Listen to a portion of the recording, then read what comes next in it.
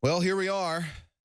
Monday, February 19th, 2018. This is the Alex Jones Show. Standing in for Alex today, I'm Owen Schroyer, and we will be hearing from Alex shortly on the other side of this break.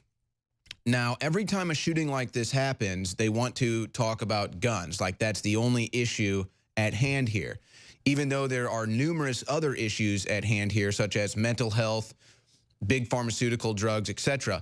But this always turns into a political football after this. Darren McBreen put together this video montage explaining just that.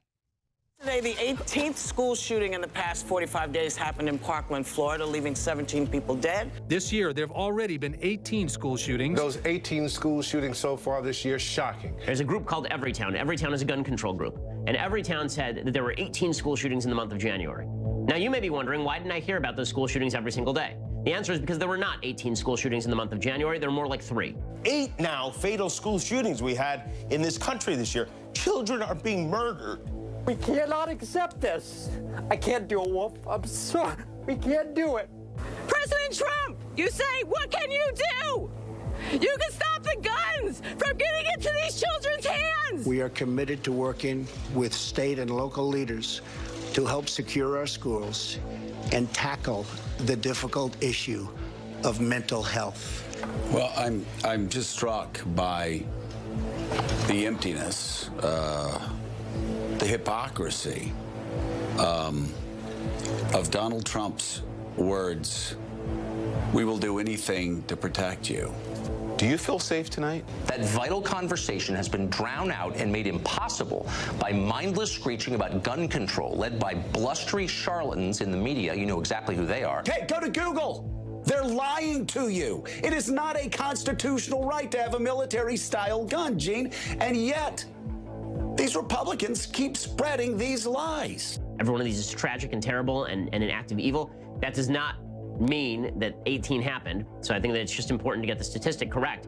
Like, this is you wonder why the people don't trust the media. It's because the media don't bother to do any of this. They just give you the bottom line, 18 school shootings, and then the minute you dig into it, you realize there were not 18 school shootings, there were 3. There is not a constitutional right. There is not a God-given right. There is not a fundamental right as an American to possess weapons of war. What we need are laws, real laws, that do everything possible to keep assault rifles out of the hands of people who are going to shoot our kids. And we've got Jimmy Kimmel bashes gun rights. We can show you the article on Infowars.com with Jimmy Kimmel with video and photos of his bodyguards with their Glock pistols and more tucked in at his offices and at his house that protect him, but he says you can't have a gun.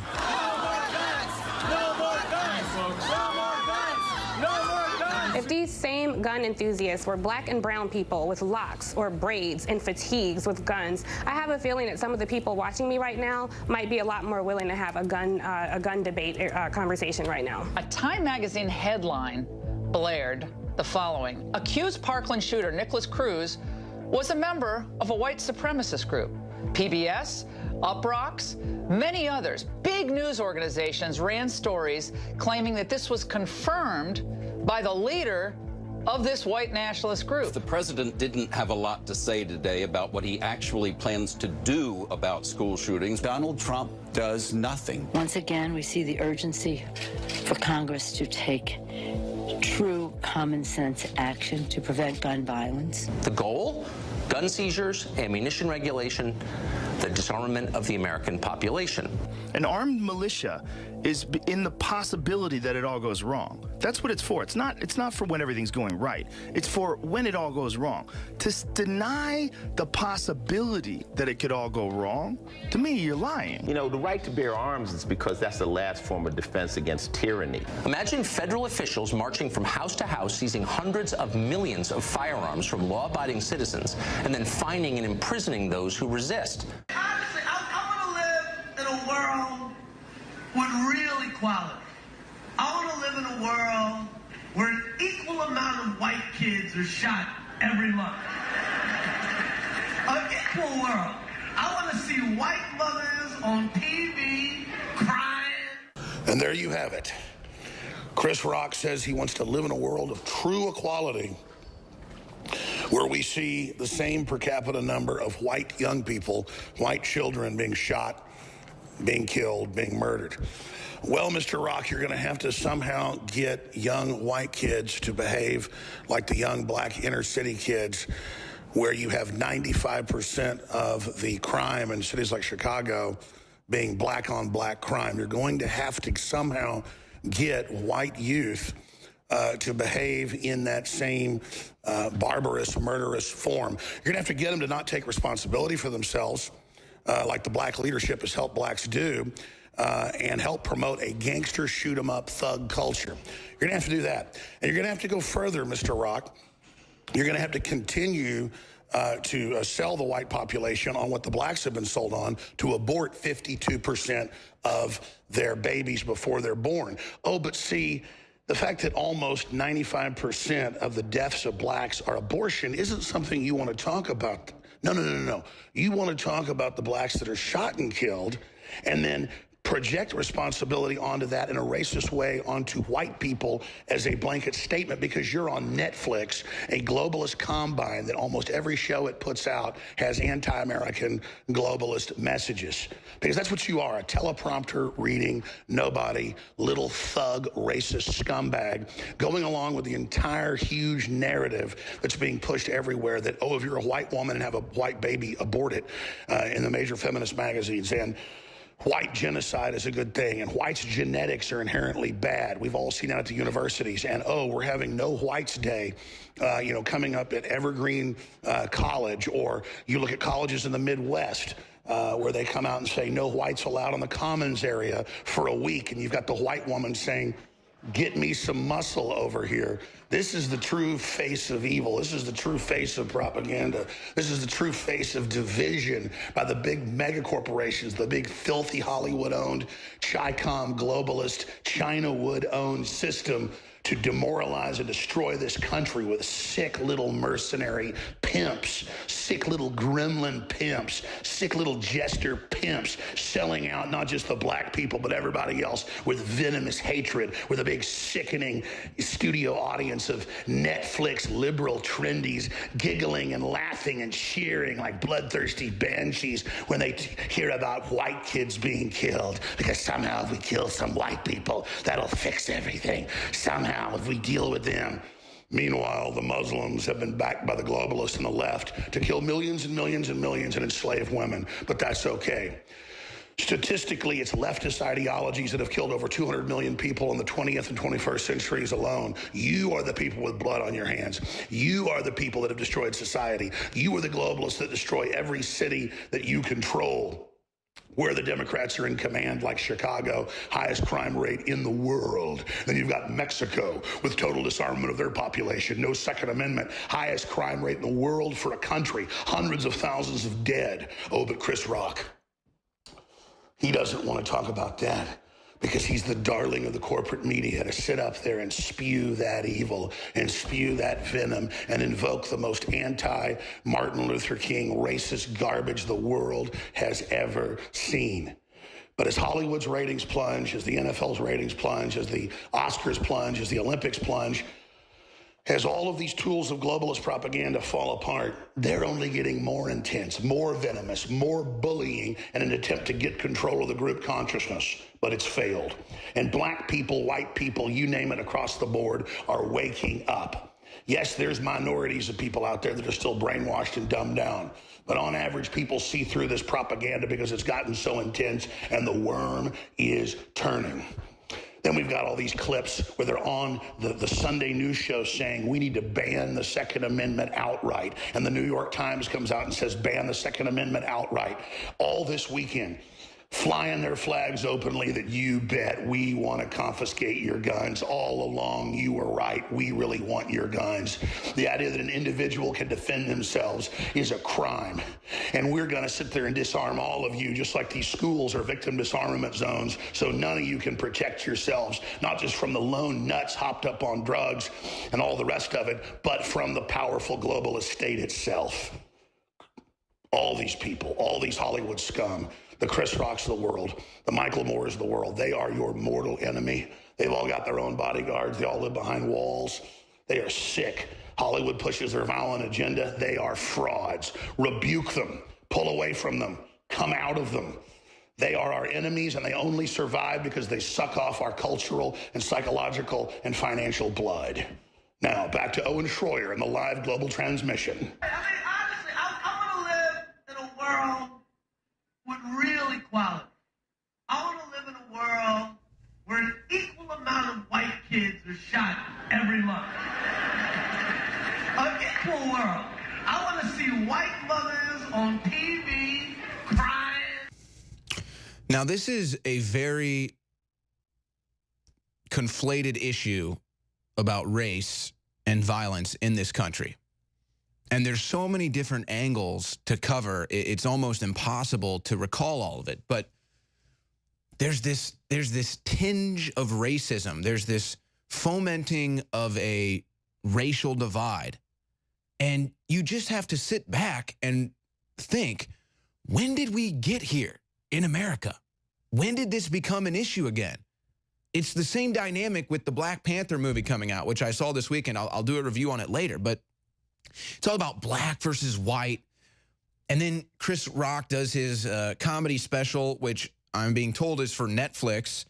And if that's the case, oh, wow, what do you know? Another example, Dave Chappelle, Cat Williams, Chris Rock, I'm sure there are others. Those are just the ones that I've seen, where they do a comedy special and you watch the thing and it's like, oh, this is funny. There's no political agenda here. It's just good comedy. Everyone's an open target. Everything's funny. It's fair observations.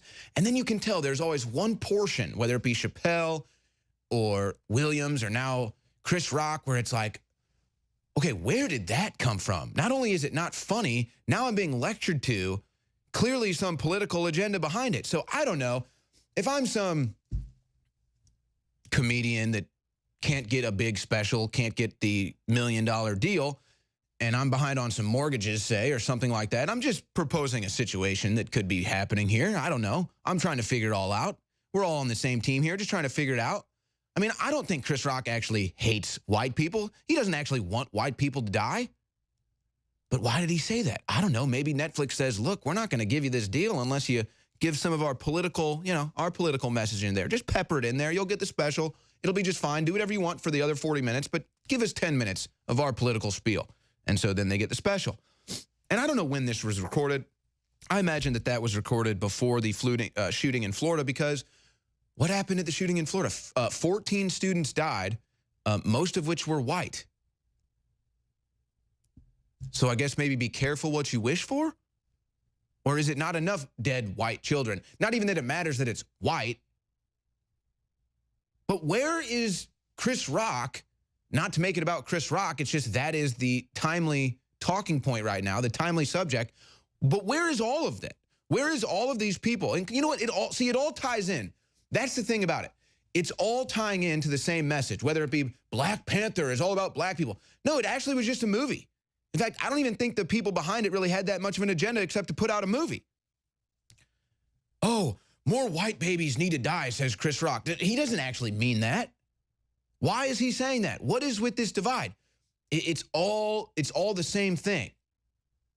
It's all about dividing people up, having some race-based system where you're constantly trying to judge the other person. Oh, what are they thinking about me? I wonder what they're thinking about me. Oh, we're a different skin color. Where did all of this come from, though? Was it like this 10 years ago? No, it honestly wasn't. This is post-Obama. I'm not blaming Obama. I'm just putting out a fact. None of this was an issue. We weren't being divided on race until after Obama, a black president that was voted in by white people, and then Black Panther breaks records, but somehow we're racist. It's supposed to be a joke that is not very funny, and it really doesn't make sense, does it? Unless, of course, who's ever pulling the strings there is telling these comedians, you better insert our political message or you're not going to get a deal. Welcome back to the Alex Jones Show. Owen Schroyer filling in today. We're going to be hearing from Alex later on in this hour. But you hear that clip of Chris Rock, and it reminds me of something that I noticed myself during a social experiment I did last week. And I bet the crew of the War Room can attest to this. So last Thursday and Friday, I began a social experiment.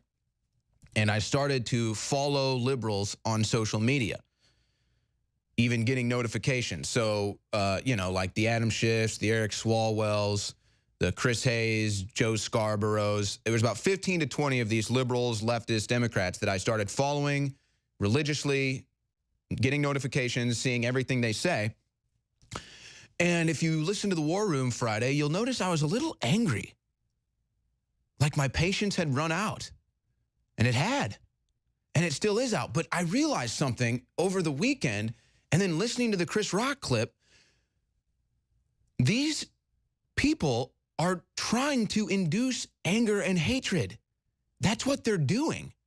They're gaslighting America into a fight.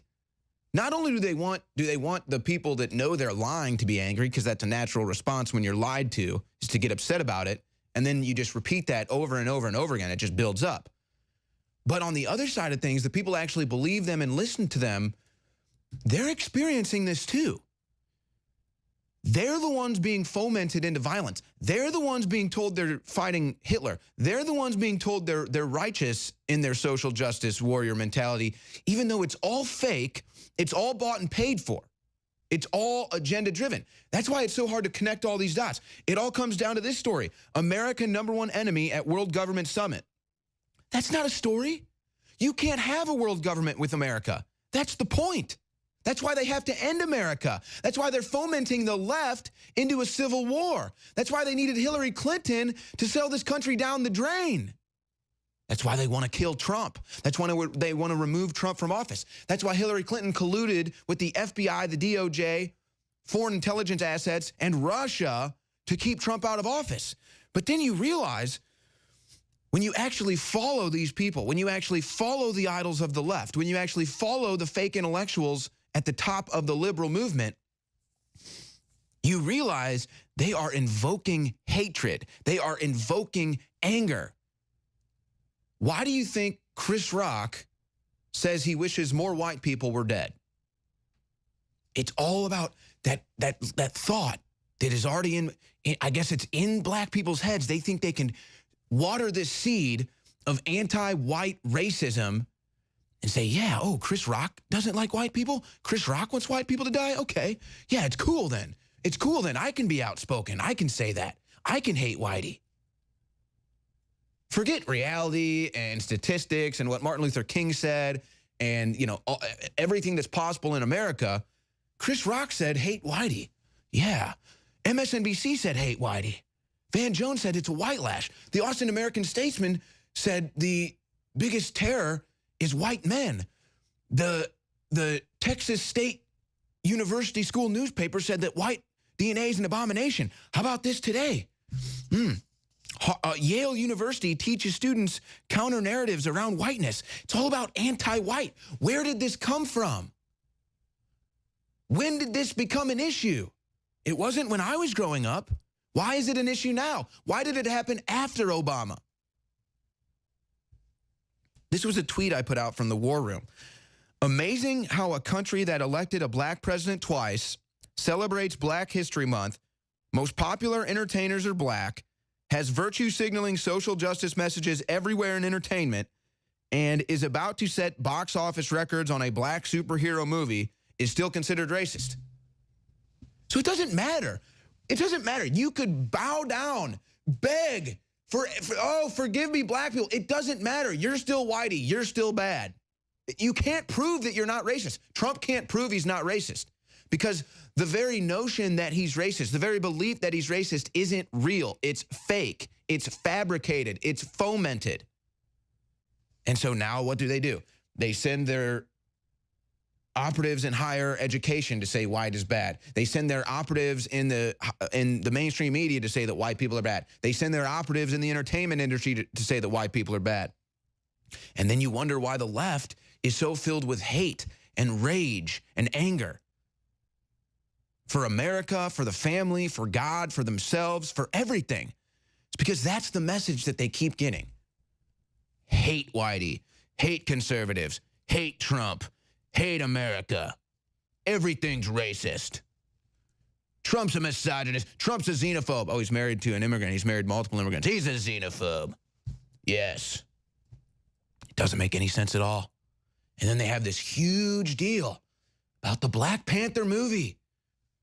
And then I actually go watch it, and it's not even a political agenda. It's just a movie. But but it's a black cast, so we have to praise it and love it. Gets 100% review on Rotten Tomatoes. Wasn't that good? Wasn't that good? I'd give it a 65%. I'd give it a 65%, maybe 70 at the highest. Not a bad movie. Not because it had some political agenda, just because it wasn't that good for me. Didn't think the character development was there. But it's all black people, so we have to say it's so good. We're going to get more to that and then stacks of news later, folks. But look, Infowars is under tremendous censorship. We don't talk about it enough. And it's honestly unbelievable behind the scenes what we go through. So the only way we're able to operate is InfowarsStore.com. That keeps us independent. That keeps us basically run by you, supported by you. So we've got great specials going.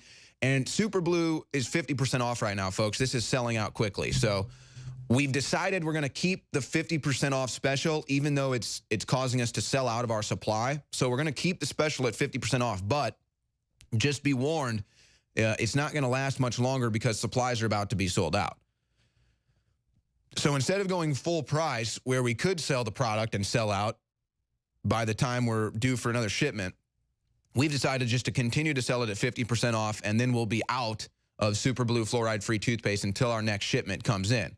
So if you're about to run out and you're a regular user, make sure you get to InfowarsStore.com now and get your Super Blue fluoride-free toothpaste because it is about to sell out. Now, if you are on the auto ship program, you don't have to worry about this because with the auto ship program, we guarantee it to be in stock for you. So we hold some back whenever we are about to run out like this for our auto ship customers, which also gives you an extra 10% discount. So Super Blue fluoride-free toothpaste is about to be sold out. We're going to keep the 50% off special, but that means it's going to sell out. So if you need some Super Blue or you're ready to try it, go to InfowarsStore.com today and take advantage of 50% off Super Blue fluoride-free toothpaste, the best toothpaste in the world. We'll be right back. There's so much news to cover today. I'm going to try to get through all of it in the 3 hours I have before we go to Gerald Celente. Alex Jones joins us in the next segment to break something down that's key. And it all ties back into the main story, which is, I mean, this is honestly behind everything. There's all the little angles. There's all the different battlefields. There's all the different information warfare and psychological warfare. But it's all, it all comes down to this.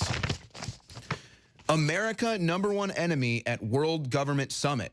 Folks, this has always been the story. You can't have a world government if America still exists. Oh, say, does that star-spangled banner still wave over the land of the free and the home of the brave? Do you get it? Do you get what that means? That means as long as the American flag still flies, freedom still exists on Earth. That's what it means. Not a globalist flag, an American flag. Imagine a time traveler traveling through time and space, and every time he comes back to planet Earth, he says, does that star-spangled banner still wave over the land of the free and the home of the brave? And if they say yes, he means that means freedom still exists on Earth. And if they say no, then it doesn't. And he probably goes somewhere else to a different time or dimension. But I was having a conversation with Matt, one of our great crew members here during the break, and he made a good point to try to put a bookend on what I was saying about, which is it's impossible to do because this is such a convoluted issue. But they're selling hate and they're selling liberalism. But it's all a disguise. It's so Chris Rock goes out there and he's joking. Oh, ha, ha, ha. Ooh, ooh, ooh, I wish more white people were dead. I wish white mothers were crying on television. Oh, it's all funny. It's all a joke. No, it's comedy, but it's hate disguised as comedy. It's not actually comedy. It's hate with the mask of comedy. It's hate with the veil of comedy, but it's not funny, and people see through it now. Just like liberalism. It's not actually liberalism. It's globalism disguised as liberalism. It's globalism with the mask of liberalism. It's all fake. It's all bought and paid for. Just like George Soros spending millions and millions of dollars on local elections. Nobody's talking about it. Spending millions of dollars on local elections. Why? Why does George Soros want to buy every district attorney in the United States? Oh, so that his Antifa minions and his illegal aliens can get away with crimes. Oh, and then there's that. George Soros' son is now donating more than $500,000 to the Democrats. The Soroses is all the Democrats have now. They don't have any funding without the Soros. George Soros is funding the entire Democrat Party, and Hillary Clinton is still running it. You cannot make this up. It's crazy. So I don't even know where to go here. It's all insane. It's all the battle for America. It's all the battle for the future. Here we are. Slap yourself in the face and get ready. Buckle up. Here comes another week of the Infowar. Now, I remember seeing stories about the Black Panther like a month ago, and I'm sure the crew can find this, a month ago, 2 months ago, where you had all of these GoFundMe accounts with thousands and thousands of dollars. They were getting these GoFundMe accounts to go send inner city kids on a field trip to see Black Panther. And I saw that and I was like, okay, what is going on here? And immediately I was like, this is a political issue. Never before have you seen money sent to GoFundMe accounts to send children to a movie. I've never heard of that before, probably will never hear about it again. And this was going on for the Black Panther. So, and then the left turns it into this political football where they're like, oh, if you're white, you can't go see the Black Panther, or, oh, this is a great time for black people. Finally, a black superhero. Yeah, there it is. Look at that. Over $50,000 raised, help children see Black Panther. Why? And then the funny thing about it, folks, I mean, here I am covering the Florida shooting. There's all this crazy news about it. All of this stuff is now surfacing on Sheriff Israel. It's so crazy, I don't even want to get into it. It's like you can't even believe it. He's hanging out with Hillary Clinton. He's got videos online of people accusing him of stuff you wouldn't even believe. And it's just like, and from years ago. And then I'm sitting here dealing with this Black Panther thing. And then you go, and so it's like, I'm wondering, is a cigar ever just a cigar anymore? Like, will I ever cover it's like you don't even want to talk about this, but it's like, will I ever cover a mass shooting and it will just be a mass shooting? Or is there always going to be an FBI cover-up? Is there always going to be some weird deal with the shooter? Is the FBI always going to have the information before it went down? Why does this happen every time? And so then you get the Black Panther movie, the left turns it into this political football, and then you actually go see it and you realize it's almost a relief. For the first time ever, a cigar is just a cigar. The Black Panther movie was just a movie. It was just a movie. It wasn't dominated by political overtones. It wasn't dominated with some black message. Sure, it had some messages in there, but it didn't overwhelm the film. And then if you actually break it down, I mean, honestly, the plot of the Black Panther actually deals with a lot of nationalistic messages. The country of Wakanda has a wall around it.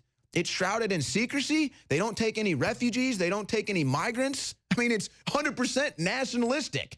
Their country first, 100% of the time. And then there's like this background message. Again, they didn't even turn it into a black-white thing. I mean, a little bit they did. They say, okay, inner city, black children, we can help them. Okay, fine. Again, it didn't overwhelm the film. And then there's this other thing about secret technology, unleashing the secret technology, sharing the secret technology with the world that's been hidden in the secret society. That's what Trump is doing. That's what Trump has said. So for once, a cigar was just a cigar, but we're so racist, and we're racist against black people, even though this Black Panther movie, not even that good, again, it's not bad, but it's not that good, shatters box office records. For a decent movie, halfway good movie, not that good, shatters all the box office records. Why? Because the political left turned it into a political football about black people. This country doesn't care if you're black or white. If you put out a good product, they will consume it. That's what it comes down to. That's why the NBA ratings are up. What is the NBA, like 90% black people? Their ratings are skyrocketing. Oh, but we're racist. We just elected a black president twice. Keep telling me how the whitey's racist, though. It's all about anti-white. It's all about the left dividing and conquering America because you cannot have a global government without America. Yeah, there's the story. NBA enjoying ratings surge while NFL flounders. And you've got the LeBron James and all these guys coming up. They've got their political messages. And it's nothing new. It just gets headlines. What, I'm supposed to expect LeBron James to understand geopolitics? This is one of the best basketball players in the world. How is he possibly supposed to know everything about geopolitics and domestic politics? I'm not trying to be as Laura Ingraham says it, just go dribble a basketball.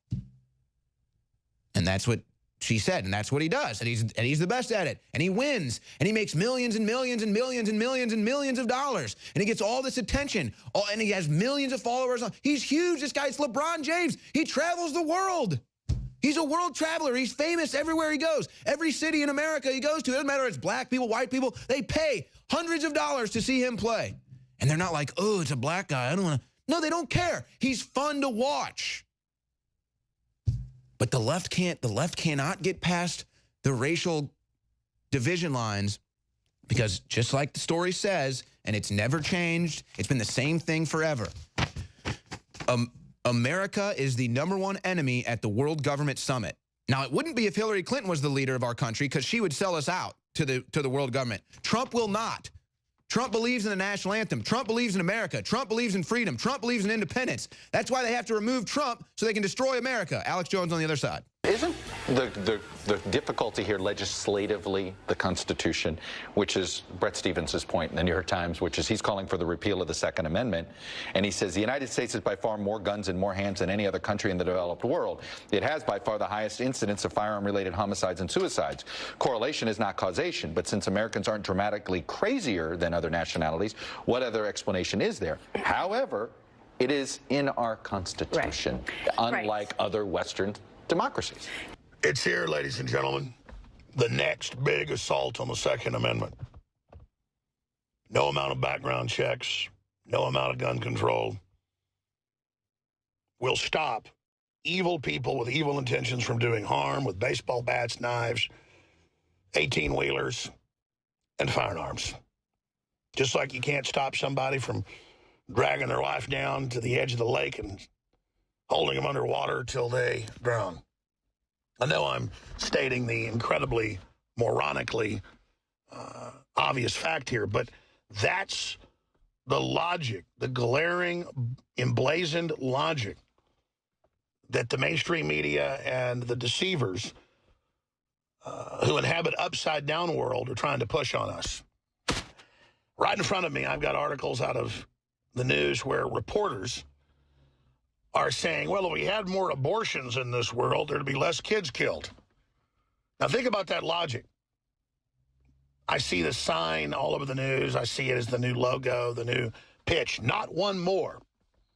Stop it now. Don't let one more person ever get killed. Every time somebody gets shot, it's gun owner's fault. If you just give your rights up, this one in. Think about how fundamentally twisted that is, that all of us are guilty because someone does something wrong. No. We're innocent until proven guilty. When bad people do things, they're punished. And notice the bad guy went to a victim disarmament zone, another place where he knew there'd be a bunch of disarmed people.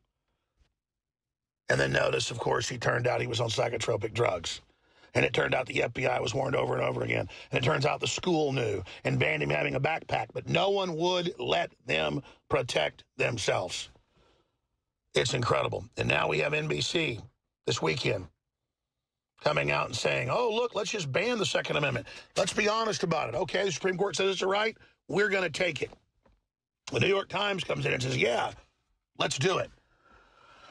But, you know, they're not going to get rid of the bodyguards for all of those talk show hosts making millions of dollars a year. They're not going to get rid of that for people like Michael Moore, who I've seen with the 6 bodyguards that actually tried to manhandle me till I elbowed them back. No. They see you as their prey.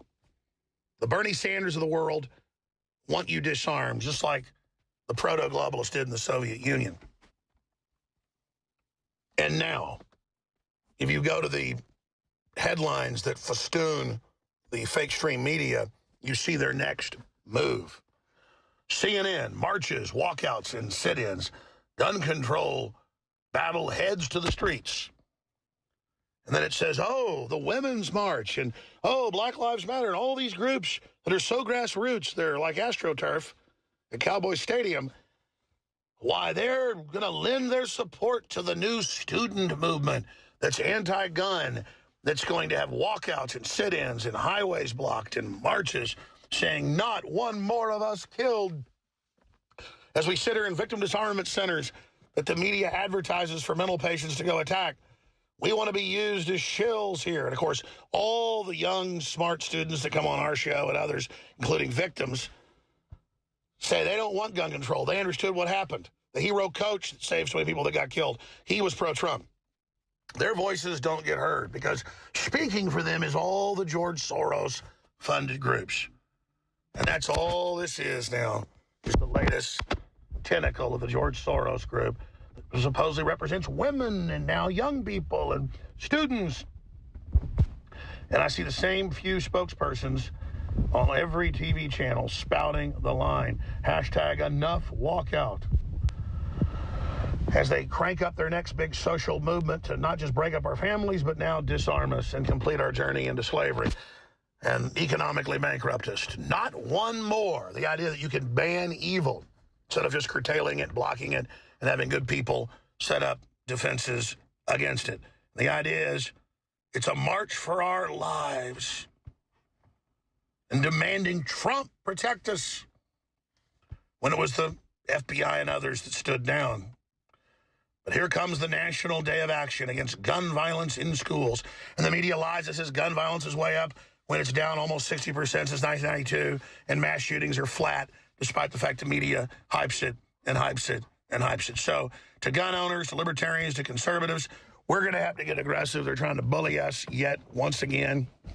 They've got Mitt Romney, as we told you 6 months ago, first. Next year's news today, getting ready to run for the Senate so he can look like a winner, kind of like Hillary did for the New York Senate, so he can run for Orrin Hatch's seat and be positioned to come in after Trump. He says time to ban the assault rifles, and they've got the bill introduced right now. Dianne Feinstein, Mr. and Mrs. America, turn them all in. So there you go. The next big fight's here. They're going to have their town halls run by fake news media, CNN. They're going to have everybody piling on. They're going to have Trump say, well, I do want to go after people that are mentally ill. We should have better background checks. Over and over again, people have been in mental institutions. They've been violent. They've been dishonorably discharged, like in the Texas case, and nothing's done. Follow the law. But instead, they have a stand down, just like San Bernardino, where the FBI was trying to stop them for 2 years, and they got a criminal investigation of the FBI going, Obama did, for civil rights violations, for them wanting to get a wiretap of the mosque and of the two particular individuals that did the shooting later. So when we say false flag, it's the false flag that they allow this to go on and turn off the default warning systems. This guy called himself, Nicholas Cruz called himself the school shooter. And you've got all the other anomalies. It's just crazy. But notice they had to drop Vegas because that unraveled as an Islamic operation, gun running thing so quickly. But this, they've been able to get their narrative together, and they're coming after the Second Amendment. And believe me, folks, they are not above staging big events as they've been caught, or just making stuff up like the babies in the incubators to get us into the Iraq War. So now is the time for maximum vigilance and to pray for the families of those who were attacked, but to also remember that statistically, this is one of the rarest ways to die, just like great white shark attack is very rare. But they hype it, and most people won't swim in the ocean above their head because they think Jaws is real. And it's total, complete propaganda. We're going to go back to Owen Schroyer and the live transmission and a bunch of the special guests today. Please don't forget that the enemy isn't just coming after our Second Amendment. They're coming after our free speech. They're trying to censor us. They're trying to block us. They're trying to ban us from advertising. That's why you bypass them at InfoWarsStore.com, and it changes the whole world. we've got to end this special the next few days because I don't want to run out of Super Blue toothpaste before we get more in April. So I'm going to go ahead and go back to regular price here very, very soon, but it's still 50% off fortified with iodine and colloidal silver, 50% off the children's and adults and the mouthwash. We also, again, have great high-quality toothbrushes that are fortified with colloidal silver as well, both mechanical and hand-powered, classic. We also have the Body's Ultimate Turmeric Formula with 400-plus milligrams of curcumin with a 95% rating. The average group out there has 3% in its actual strength. That's the Ultimate Turmeric Formula. That's about to go off sale for 50% off. Body's, again, it's just excellent. We've got the Icarin liver and kidney detox, super high quality as well, highest concentration. We've got the pollen block, all of that 50% off, and it's going to have to end in the next few days. Infowarstore.com, InfowarsLive.com, or 888-253-3139. But thank you for standing with us and getting great products that help you and your family at the same time. A real total 360 win. And by committing to continue to do that, you get great products and fund the operation. So we wouldn't be here without you. You are the Infowar. An additional 10% off when you sign up for auto ship. Free shipping on orders $50 or more. There's a serious war on for your mind, and we are beginning to win it with logic and facts, but we've got to continue to fight hard. And part of that war is fake news staging things, staging events, staging protests. They've been caught doing this multiple times. CNN is the, well, I mean, I guess the most caught news organization doing this, with Jaco pretending to be in Kabul, getting bombed years ago, totally fake, in an Atlanta basement, to the fake protests where they were handing out hijabs and having people getting ready to what to say. Now, the story's on Infowars.com. CNN organizing anti-gun debate in Florida. Apparently, they're practicing it. They're staging it right now. And this is the Infowar. This is what CNN does. Do they not just report fake news? They literally make fake news by staging things. That's CNN. That's the Communist News Network. They belong in North Korea. Everything the globalists hate, they trick and deceive their minions into hating as well. Think about it. What do the globalists hate? Why is America the #1 enemy at the World Government Summit? Because you can't have a world government with America. We're an independent republic. We determine our destiny. We determine our future. The globalists can't have that. So they trick and they deceive the average brainwashed liberal into hating the things that they hate. What do the globalists hate? The globalists hate an armed population, armed civilians. So what do? They have these gun attacks, and then they target the guns, and they get the average liberal to buy into it, to then hate guns. Why? Because that's the globalist agenda, to take the firearms from Americans. That makes it easier to conquer us. They want to destroy America. So what do? They divide America, divide and conquer. Divide on what? Class warfare, race warfare, political warfare. That's what they do. Those are the battle lines that they've drawn. So now you've got CNN organizing an anti-gun debate. You've got all of this craziness surfacing about Sheriff Israel. I'm just going to leave it at that. I don't even want to report on it, folks. Let's just say Sheriff Israel, Hillary Clinton supporter, and has had some unbelievable accusations made about him in the past that could lead to blackmail. And I'm just going to leave it at that. I don't know what is going on with this stuff. It's so crazy. Why can't a cigar just be a cigar one time, please? But so now they've got these high schoolers, and this is what they're doing. And this is why I put the poll out on the War Room. Have your political opinions, your current event opinions, and everything changed since high school? Because of course they have. I'm sorry. I'm not trying to be insensitive to these high schoolers. What they're going through is terrible. Of course they're going to get emotional. But folks, your opinions change from the time you're that age. These poor high school students haven't experienced the full lives that many people have to understand these issues, to understand what they're going through. But they use them as a political pawn to try to tug at the emotional heartstrings. It's like, oh, we have to take the guns now. That's what the kids want. The kids don't know what they want. My goodness, you wouldn't believe the stuff I believed in high school. In fact, somebody went back on my Twitter and found when 5 years ago, I used to be anti-gun. I'll admit it. I've already admitted. I went through the college indoctrination. The university made me hate God, hate guns, and hate America. So I know where they're coming from. I've moved past that. I've got woke. I took the red pill.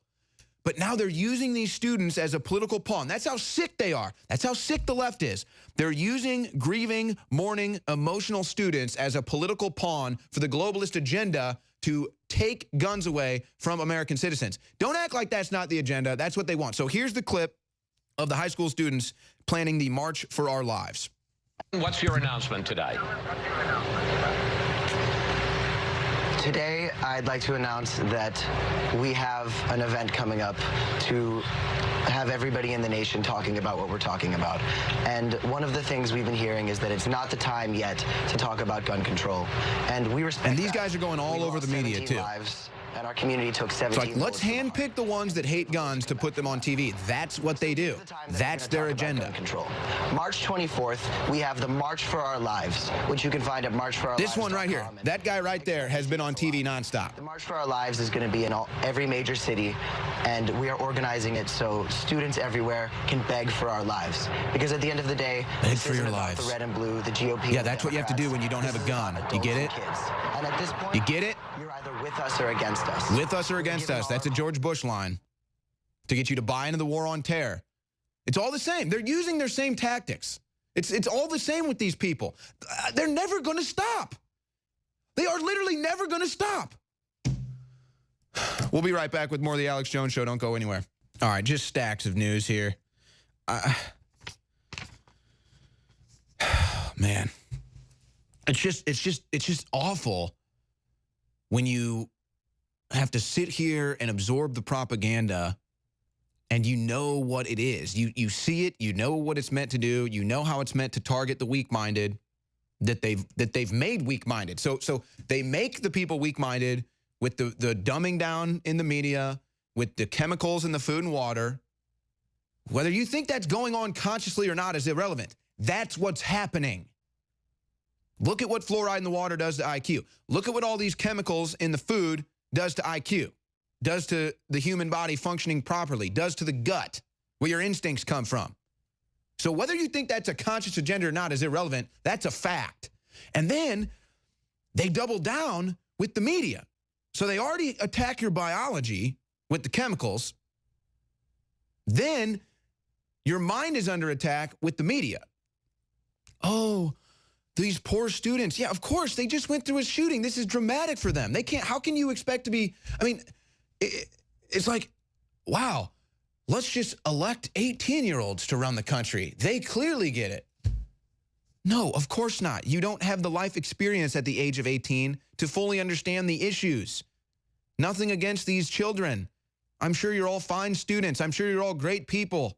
In fact, I'm actually amazed. If you, pretty much every interview I've listened to from students at this school tells me they're pretty well educated. They're all coherent. They're all well-spoken. They're eloquent. They obviously have the courage to do these interviews. So they must be doing something right at that school. I mean, they all seem to be very well educated. But they don't have the life experience yet.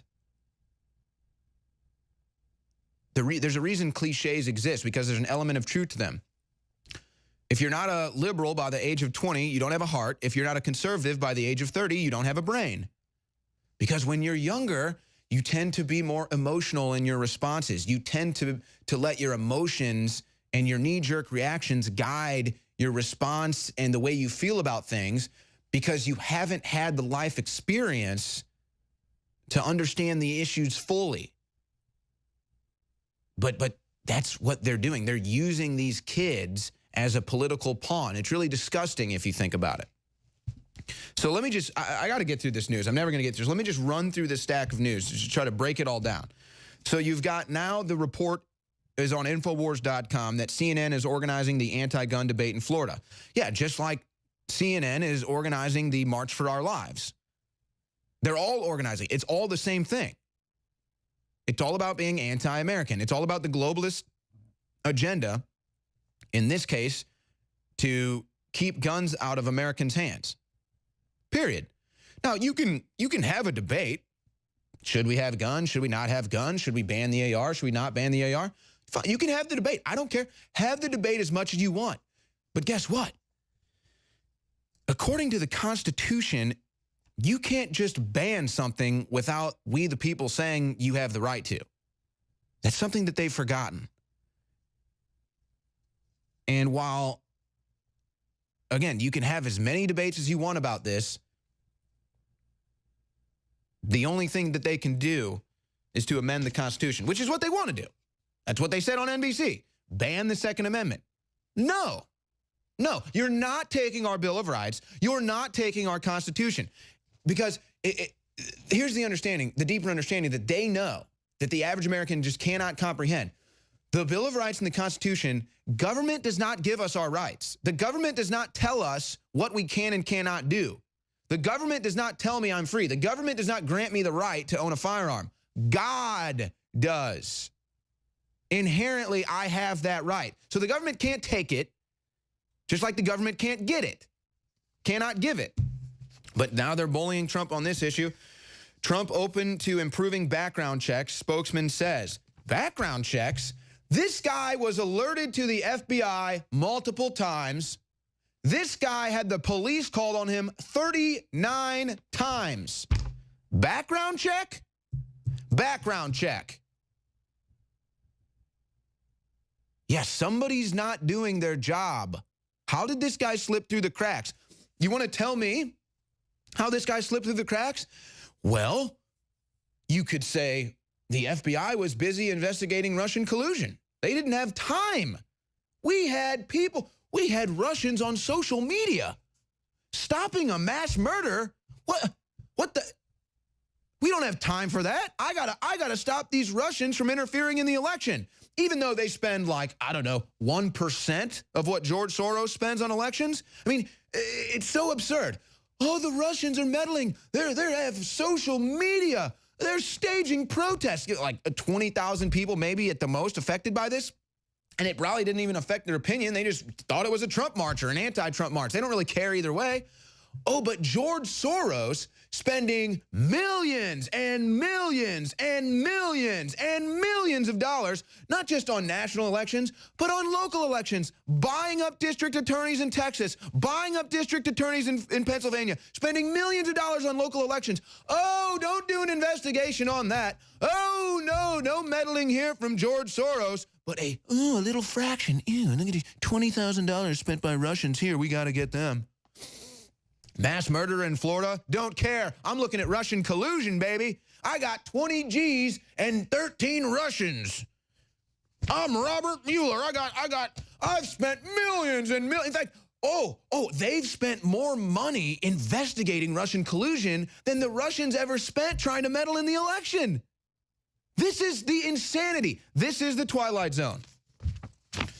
Pressure on FBI mounts after failure to pursue tip on Florida suspect. I say shut the FBI down. What is the FBI doing? The rank and file members of the FBI that actually do their job, thwart terrorist attacks, stop whatever from happening, give them a job in some local police department.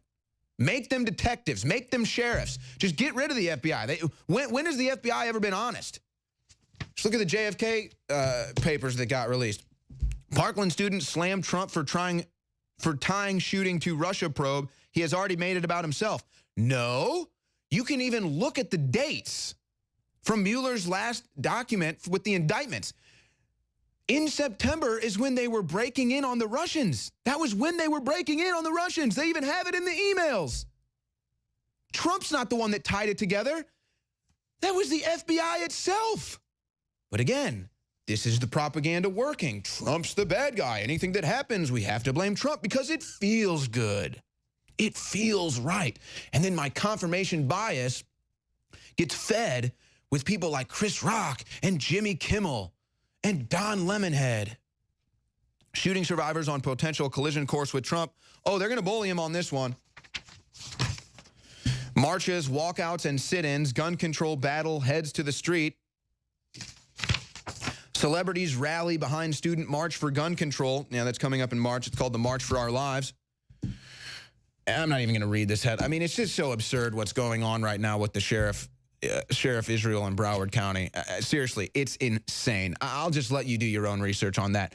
But just think about this for 1 second. And I know that the average listener to Infowars already gets this. But just for your friends out there that don't understand it, for people out there that don't get it, for people that actually think they're standing for something with the March for Our Lives, Chris Rock saying he wants more white mothers crying. He wants more white people to get shot. Where are they at the abortion clinics? Chris Rock says he wants less black mothers crying. Well, how about they stop aborting their babies at a higher rate than they birth babies in New York City? More black babies are aborted in New York City than born. Where is Chris Rock on that? Where is the March for Our Lives there? 10,000 people a year die from shootings. Oh, they say 30,000. 20,000 of them are suicide. So 10,000 a year from a gun shooting. It's like a fraction of a percent. Millions a year from abortion. Millions a year. You want to talk about priorities. You want to talk about statistics. They don't have a clue. So yeah, March for Our Lives. I'll go to the March for Our Lives, and I'll say stop abortion, and they'll say I'm crazy. What? What? Here's a question. What is the first response every time a bad guy with a gun is on the scene to do something illegal? What is the first response every time a bad guy with a gun is on the scene to do something illegal? What is the first response every time? Call a good guy with a gun. Or call the police. Interesting. Now, logically speaking, reasonably speaking, wouldn't it be proactive then to have a good guy with a gun on the scene? I mean, I'm just trying to use basic logic here, common sense, trying to be reasonable here. I would say if you're trying to be proactive to try to stop a bad guy with a gun from committing a crime, having a good guy with a gun on the scene would probably be the best proactive solution to that. I mean, after all, we have flight marshals on planes. You don't know who they are, but they're there. They're armed, right? Think about all the armed security you have at a bank protecting all that money.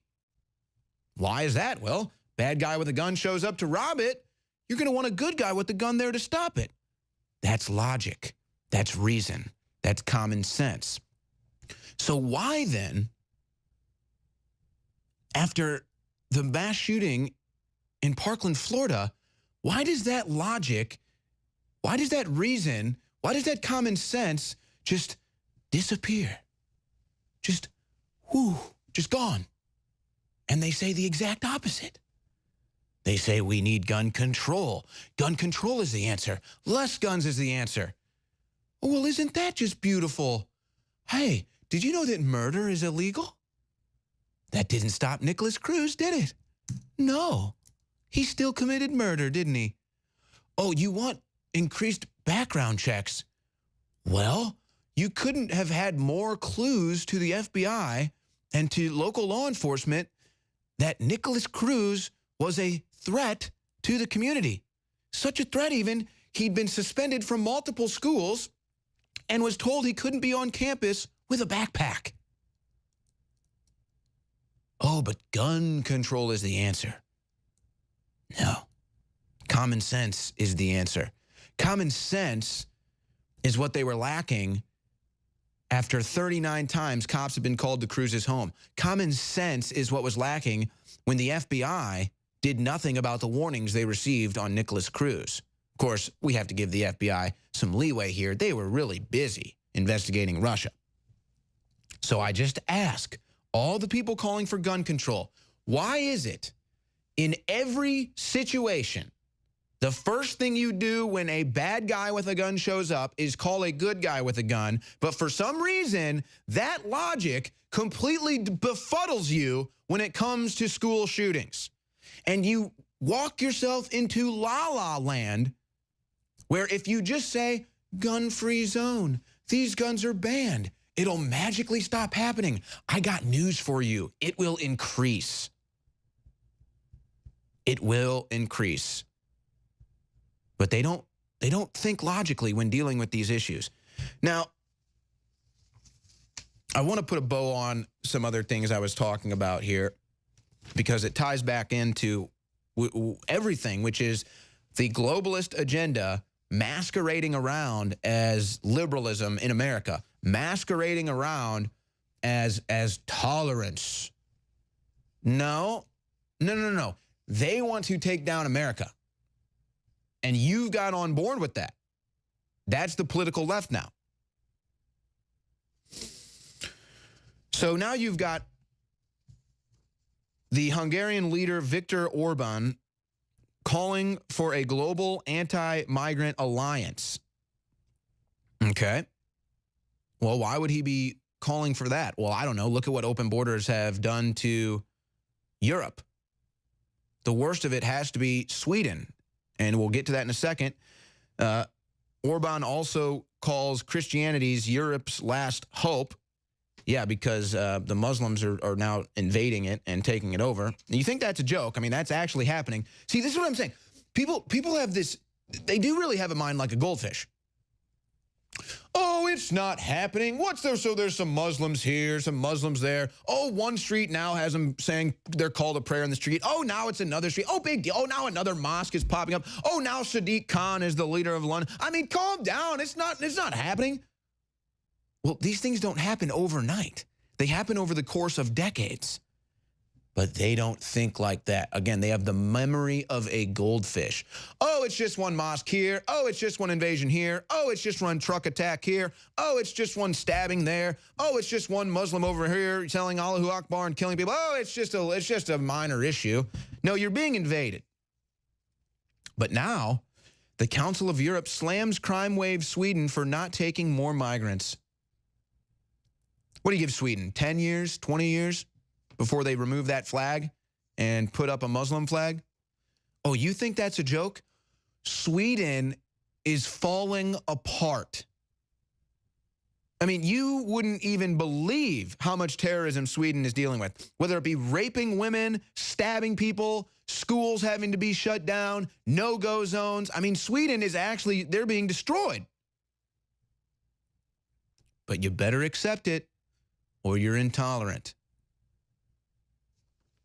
It's honestly sick. And so, yeah, there's going to be the Swedish flag soon. It's sad, but, you know.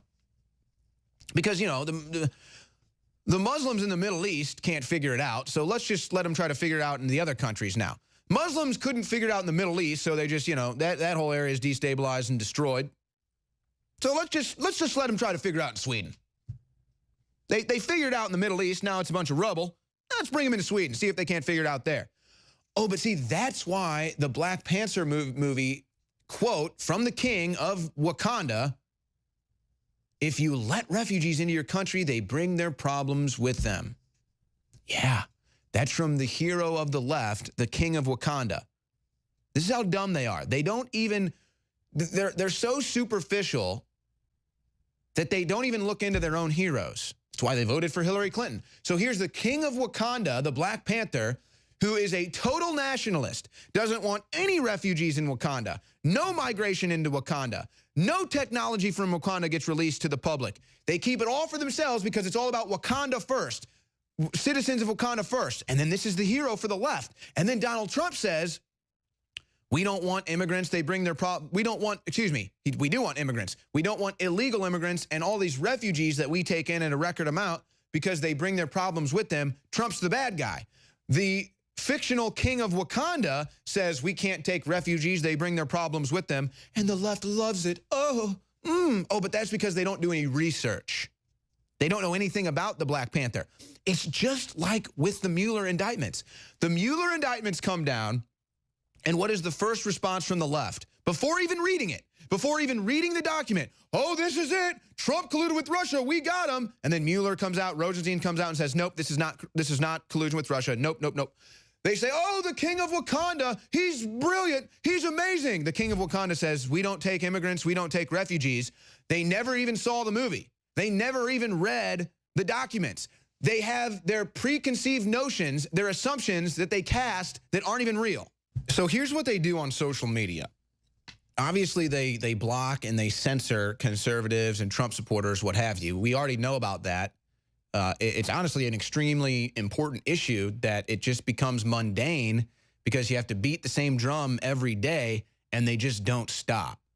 But here's one example of how they manipulate social media in a collusion effort to push fake news. So you probably heard it after the Florida high school shooting. 18 school shootings so far this year. 18. And then it was the magic number, and then it gets repeated everywhere. Anybody who tweets about it gets thousands of retweets. So this is how it works. First, you have Everytown for Gun Safety that was founded in 2012 after the shooting in Newtown. A Michael Bloomberg-backed anti-gun group is the original source of that statistic. Now, my understanding of that statistic was that it was just, that is how many times there's been a threat. So that means somebody thinks they see a gun on campus, they call it in, or someone has a gun on campus, they call it in. It doesn't matter if there's actually a shooting or not, or maybe it was some other issue, but it's just a straight lie. There weren't 18 mass shootings. That is a straight up lie. But that's how they twist it. And so then they twist the truth, they lie about it, and then, so there you go. So then, this is how it works. This is actually really key to understand, folks. So they get their fake statistic that starts at point A. Then they have all of their operatives on the left pick it up and run with it at point B, and then they put it out there as some sort of echo chamber reverberation wave that then gets picked up by all of their minions on social media. And so then they all retweet it. And if anyone tweets about the 18 school shootings, they get retweeted across the board by all of the minions. This is another something I figured out during my social media experiment as well, following the liberals. They all are clearly in collusion to push the same thing. So one day it's, all right, if you see 18 shootings this year, retweet that. Let's get that out there. So then they force it out there. They force it out on social media. They all report on it as if it's fact. But it's not. It never was fact. It was a lie from the very beginning. It was a contortion of fact. Oh. So there you go. Homicide rates for developed countries. United States, number 5 on that list, which is not good. I mean, you're not up here, you don't even want to be on the list. It's just, they don't put things in perspective. They don't even try to. They don't even try to report the facts. And again, a shooter just showed up with a gun on our campus. What are we going to do? I guess we got to call a good guy with a gun because nobody's allowed to have a gun here. Oh my gosh, why didn't somebody tell Nicholas Cruz he couldn't have a gun on campus? That would have stopped the whole thing. Didn't Nicholas Cruz see the law that said you can't have a gun on campus? He didn't see the law. He didn't know the law. That's the problem. We need to make sure these people know the law. They just don't know it. Nicholas Cruz didn't know the law that you couldn't have a gun on campus. Nicholas Cruz didn't know the law that you can't murder people either. He didn't know. Oh, and the big news. Oh, he's a psychopath. Wow. Really?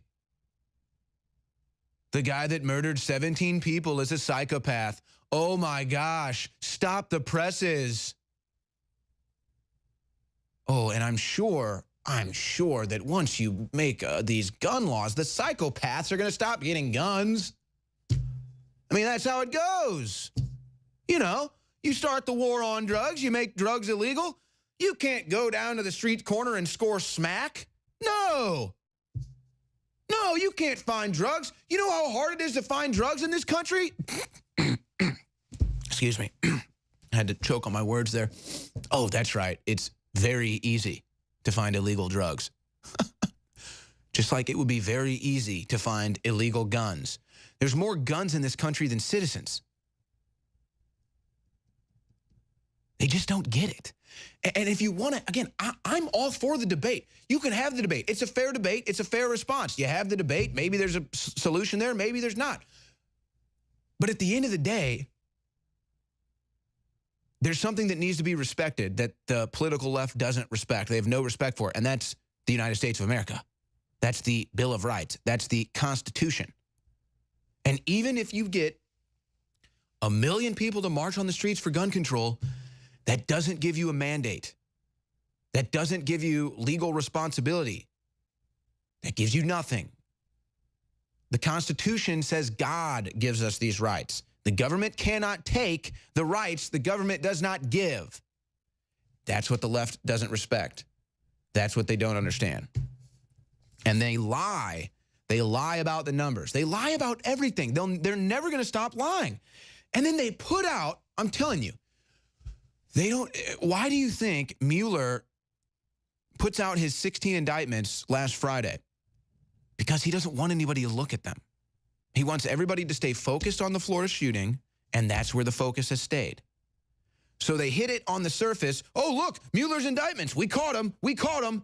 They never actually read it. They never actually get into it. They just float it out there for a quick talking point so they can hammer it back home. Trump, Russia, Trump, Russia, Trump, Russia, even though there's nothing there. And then they draw back to take your attention off of it and put it back on the Florida shooting. We're having marches. We've got celebrities. We've got people crying on the news. We have to do something. Well, unfortunately, there's nothing you can do because people have a Second Amendment right. And if you do want to do something, the common sense solution is to have armed people on campus.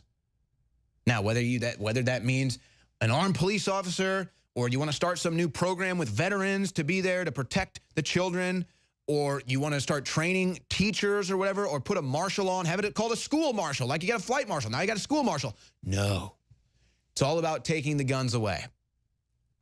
Because, oh yeah, wait, how many people inside that school had a gun to protect themselves? One. Nicholas Cruz, the murderer. And that's what the left wants to continue. They want that situation to continue. They don't want you to be armed. They don't want you to be able to defend yourself. And just when you see the congruent attack on the Second Amendment, ban the Second Amendment, ban guns, ban the AR, it's the NRA's fault, it's Trump's fault. How come whenever a shooting like this happens, we get the information on the bullets, we get the information on the gun almost immediately, and then we can attack it and we can politicize it? But don't tell anybody what kind of medication he was taking. No, no, no, no, no. What big pharmaceutical pills was young Nicholas on? Well, we're not allowed to know that. It's his privacy. It's his privacy. It's the privacy of the medical companies. Even though it's in the side effects, it may make you go suicidal. It may make you want to commit mass murder. No, don't talk about that. I mean, see, this is what I'm saying. If you want to have the debate, have the debate. Have it on a level playing field. Say, okay, you want to ban AR-15s? You want to go down that slippery slope? Let's have a fair debate and say, okay, you want to ban AR-15s? Maybe we start by saying if you're on one of X pharmaceutical drugs, if you're on one of X SRI reuptake inhibitor, whatever it's called, then you can't buy a gun. You can't buy an AR-15. Oh, but we can't do that because that would hurt the medical industry. We can't do that. That would hurt Big Pharma. Big Pharma runs the media, baby. Big Pharma runs this government, baby. Big Pharma says, shut up, bitch. We're taking your guns. You're not going to stop us from poisoning the youth of this country. We're going to keep poisoning people like Nicholas Cruz. We'll just make sure that you can't get a gun. It's so ridiculous. During the break, we were just discussing some of the topics here. And that was an older chart. Brazil isn't #1 anymore. But Brazil is still, I mean, definitely top 3 probably. Maybe #2 now behind Mexico. And now in Brazil, the military just had to take over the favelas in Rio de Janeiro. So you literally have military now on the streets of the favelas in Rio de Janeiro, in Brazil. And, of course, you've got a presidential election coming up there, too, that's going to be huge with Bolsonaro, the nationalistic candidate, emerging right now. But oh, my gosh, I was reminded during the break. So there's the news update. Brazil's military takes control of Rio de Janeiro because the favelas are getting so out of control, so crime-ridden. Ladies and gentlemen, here's the homicide rates. Now, this is from 2011. Again, Brazil is still up there, but Mexico surpassed Brazil for homicide rates, but Brazil is still up there, one of the more dangerous countries for homicides. Ladies and gentlemen, you can't have a gun in Brazil. You are not allowed to have a firearm in Brazil. Does that stop people from shooting each other? Has that stopped homicide rates? No. No. In fact, if you look at the homicide rates in the United States of America, where do they happen more than other places? Gun-free zones. Just look at Chicago. I mean, and then there's this whole other angle. See, that's the problem. This issue, you can't even deal with it. You can't even actually deal with this issue in a fair playing field, because whenever you want to have this debate, which they'll have, why is there no problem with Barack Obama running Operation Fast and Furious? Gets caught. Why is there no problem with that? They don't care. Oh, the FBI runs gun running schemes. Oh, the CIA runs gun running schemes. Oh, yeah. Oh, Operation Fast and Furious. Oh, sure, it's the very government behind the whole thing anyway. So the government runs the guns illegally. That's fine. No marches against that. No investigation there. Oh, but you want to have a gun, huh? I don't think so, buddy. Didn't you see that school shooting? We're taking your gun. Yeah. Well, why don't we have a good guy on the scene with a gun to protect the students? Shut up. You shut up. What, you want more dead students? No, I want to protect the students, so we have someone armed on the scene with a gun. Oh, my gosh, how insensitive. Didn't you hear what the students said? They're marching to take the guns. Well, that's sad. They're being brainwashed by Nazi-style Soviet-era propaganda. Yeah. Yeah, we should get behind that. Let's get behind the Nazi propaganda telling you to turn your guns in. Yeah, that worked out real well for the Jews, didn't it? Yeah. But you don't care about that history, do you? No, how could you? You don't even know about it. An average leftist. By the way, I just want to put a finish to this Black Panther stuff, so I just want to put this out there. Black voter registration effort launched at Black Panther screenings.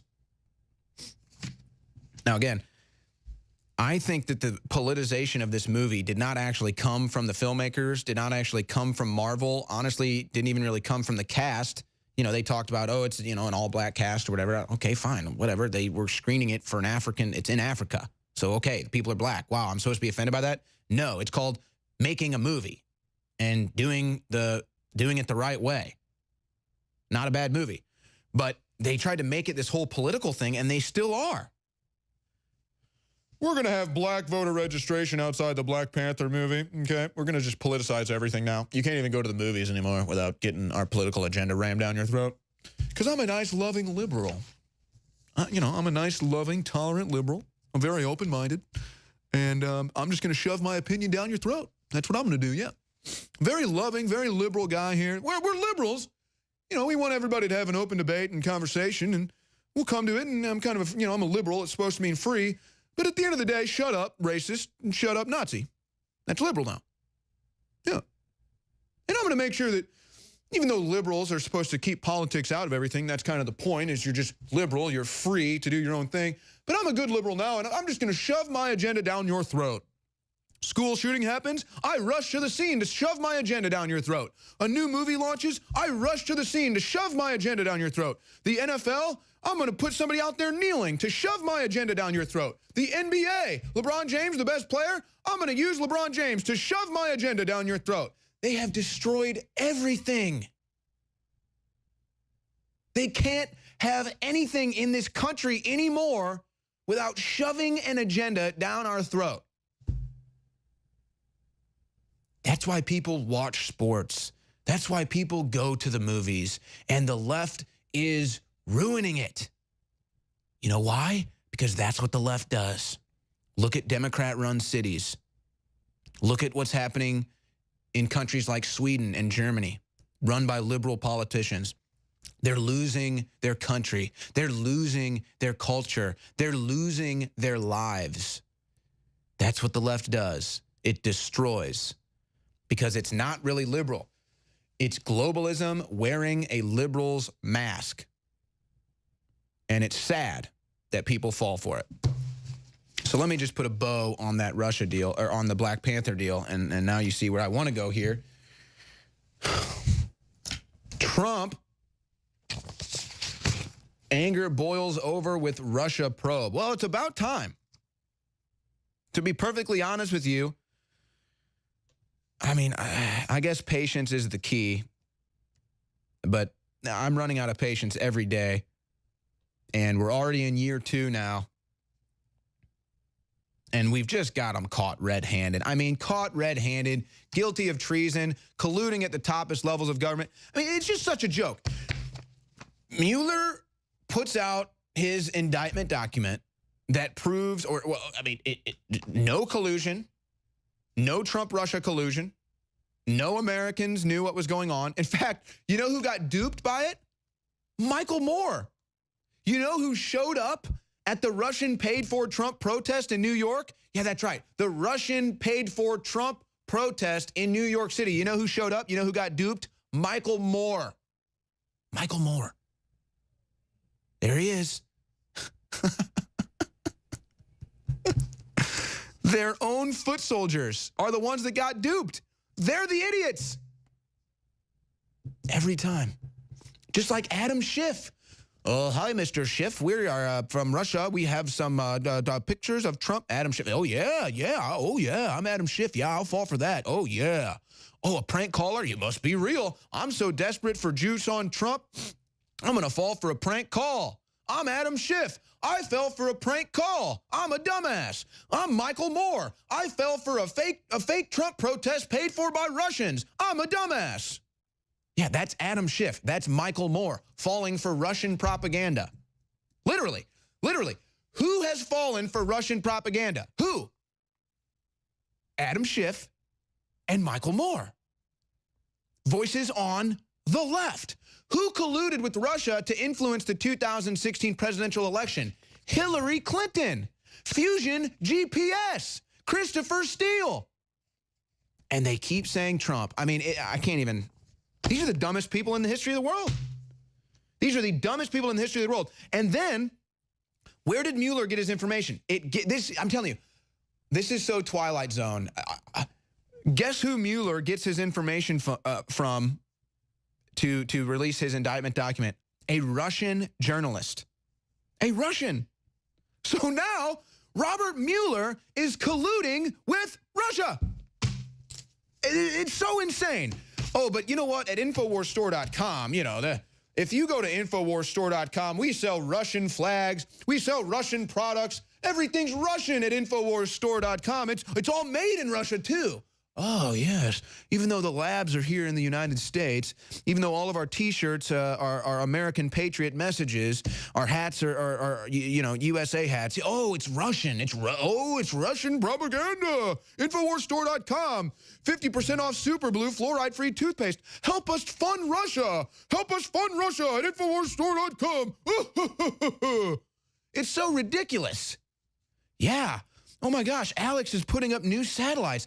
Alex is talking about expanding Infowars.com. Oh, it's for Russia. It's all for Mother Russia. It's all absurd. It's all at InfoWarsStore.com, folks. 50% off Super Blue fluoride-free toothpaste. You need to take advantage of this because we've decided to keep the special up, but we're about to sell out, folks. So we're going to be out of Super Blue fluoride-free toothpaste. I'm told at this rate by the end of the week, and then we don't get another shipment in for about a month. So you need to buy Super Blue now if you're about to run out or if you want to try it because we're about to be sold out. It's 50% off right now.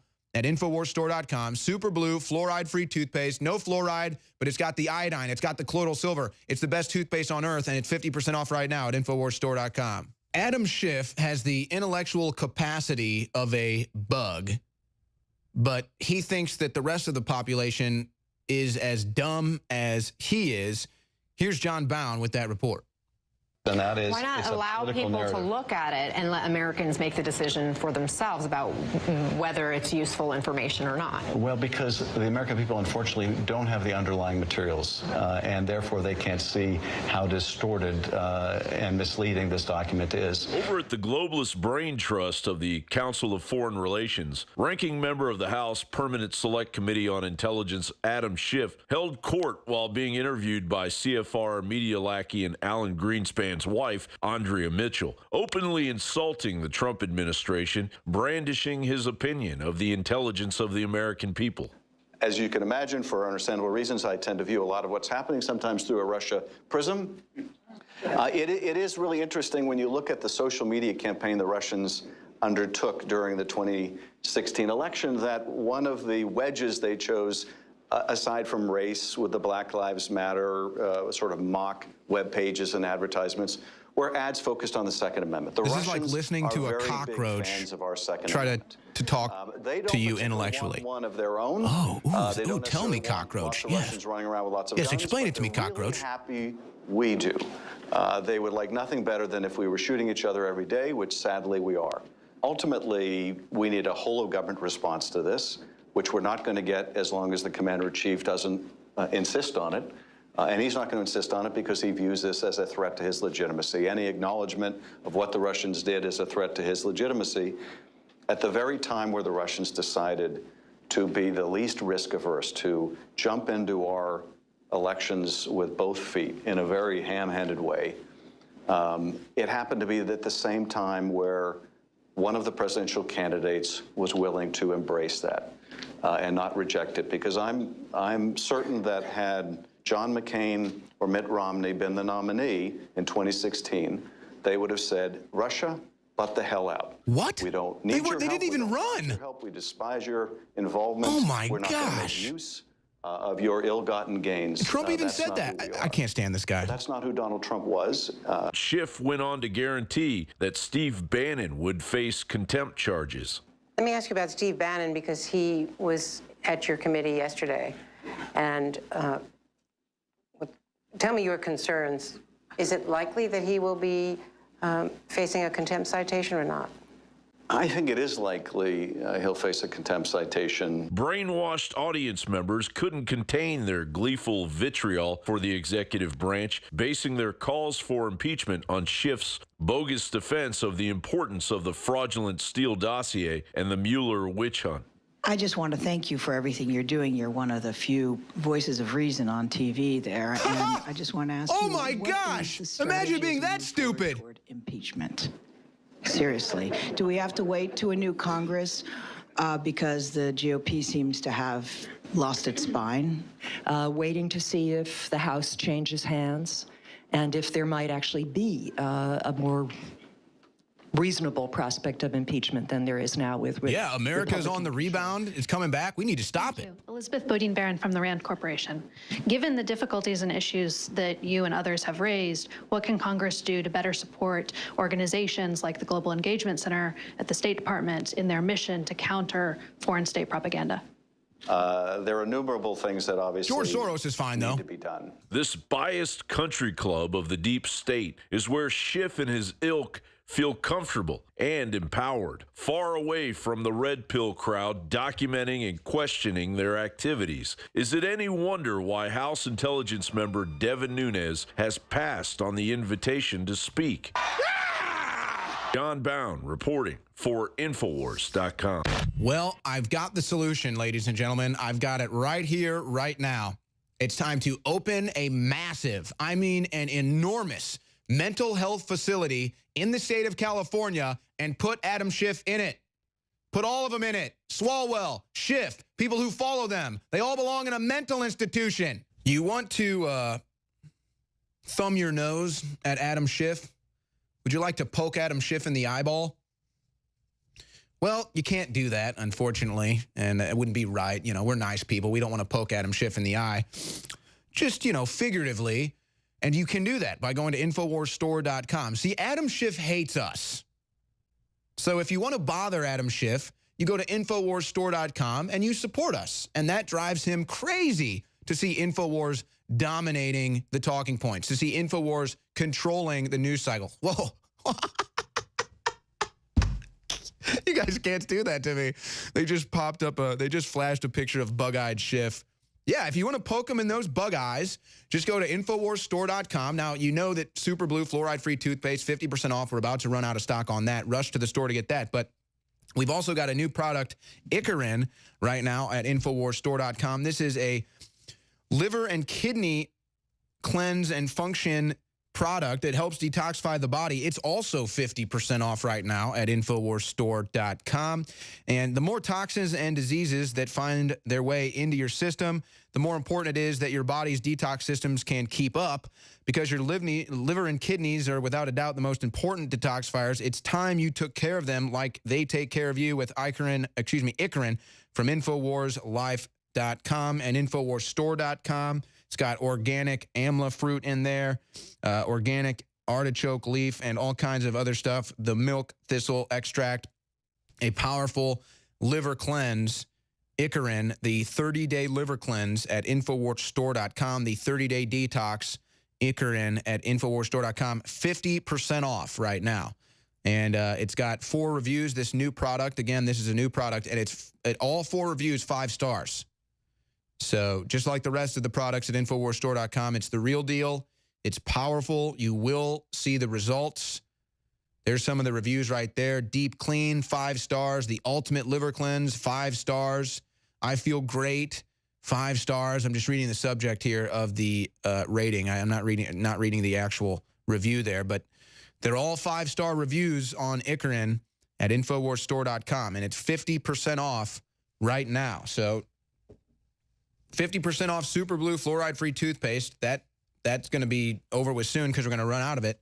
And then 50% off Icarin, the liver cleanse, at InfoWarsStore.com. Where should I go now? You know, there's this social media is such an interesting topic right now to discuss, because you've got the one angle that social media is also kind of irrelevant.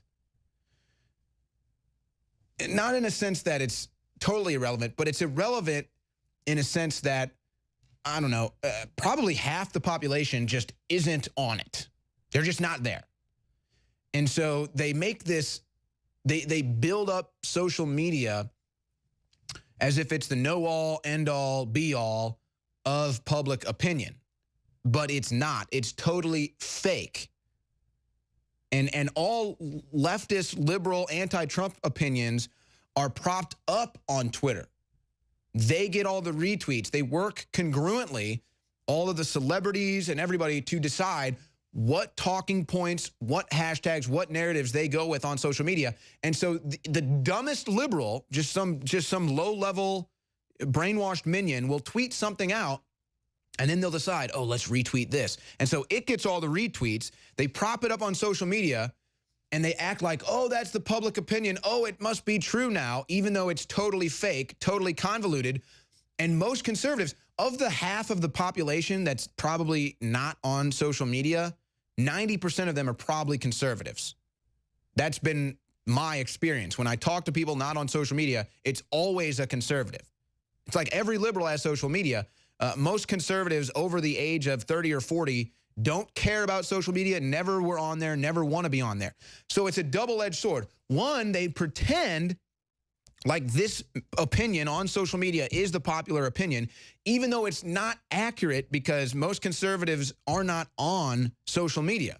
It's just true. Flyover country, you know, the average small business owner or whatever, unless they're trying to market their business, they're not on social media. They're not tweeting about their political opinions. They're not tweeting about current events. They're not reading about it. They don't care. They aren't there. So that's one of the lies of social media. But then there's the other aspect, that the opinions and the topics and the trends are all fake. They're all propped up with fake bots and fake collusion between liberals on the left to decide this is what we're going to retweet, this is what we're going to make trend, this is how we're going to silence conservatives. So you get Twitter and Facebook and YouTube and all of them consciously censoring conservatives, consciously censoring Trump supporters, consciously censoring Infowars, and then also consciously propping up opinions and tweets and posts or whatever that they agree with.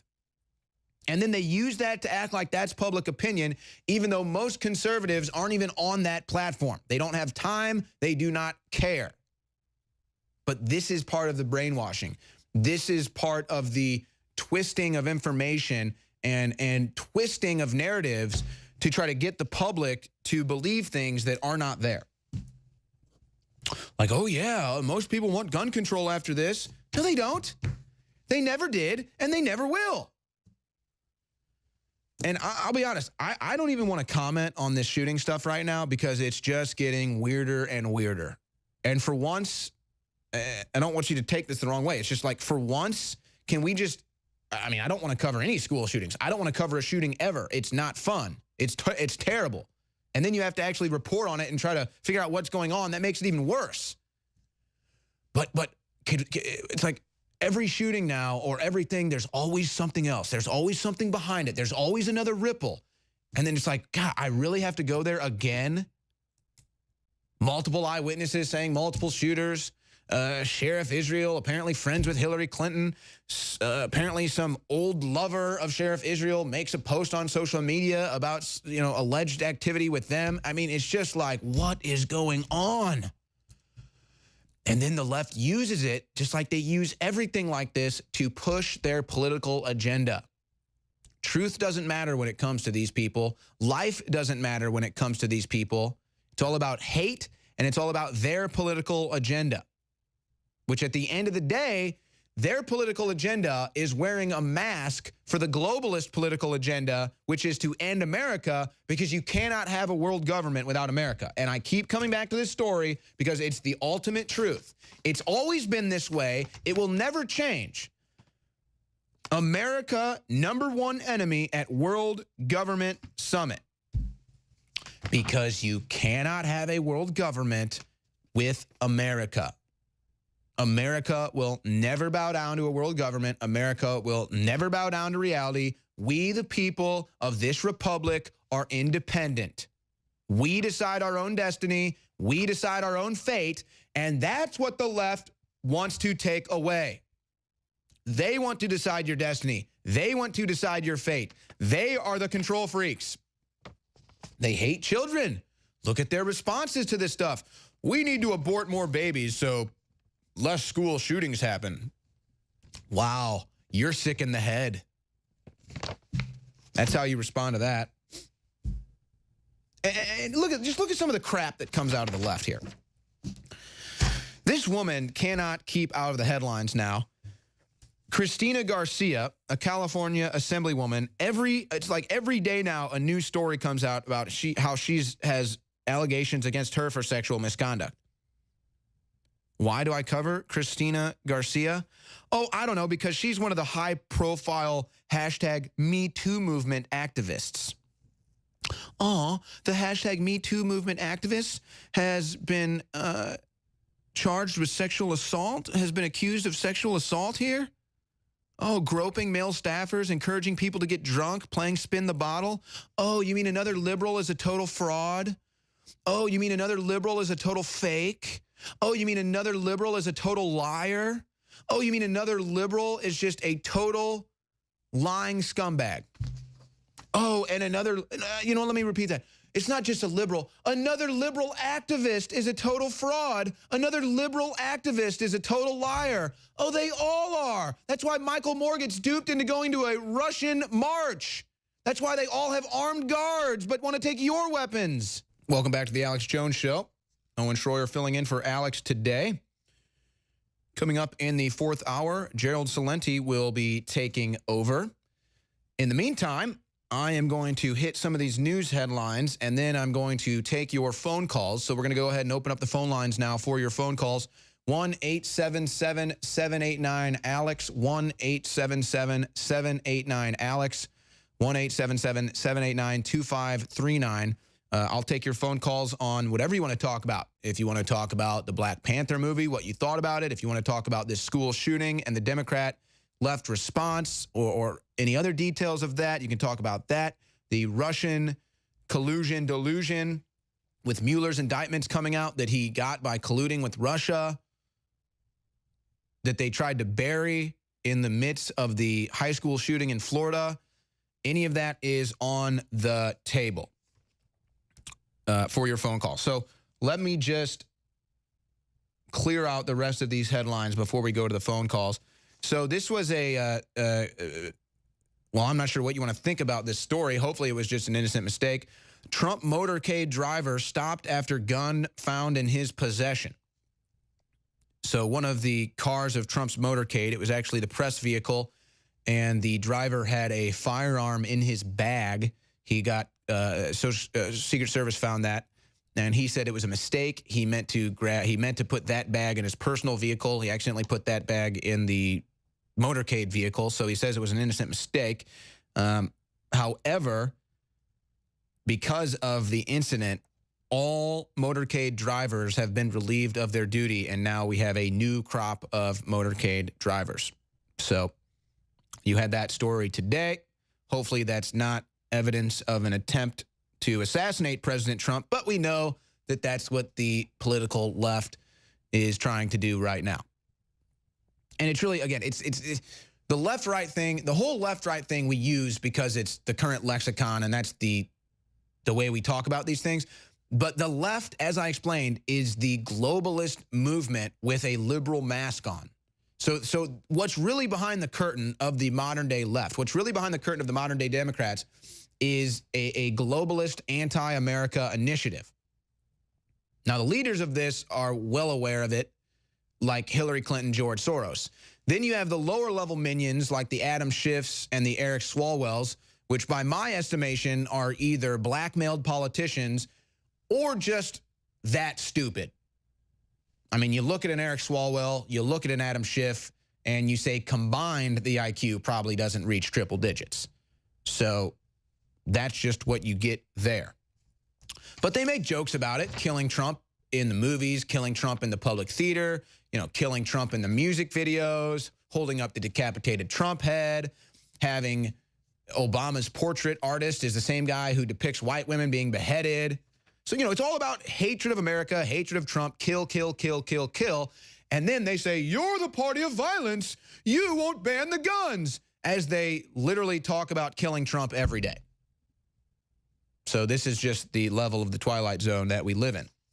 Meanwhile, Houghton man charged with child molestation for a second time. This is the kind of story that makes you sick. This is the kind of story, I mean, these people want to talk about gun control, but they don't want border control.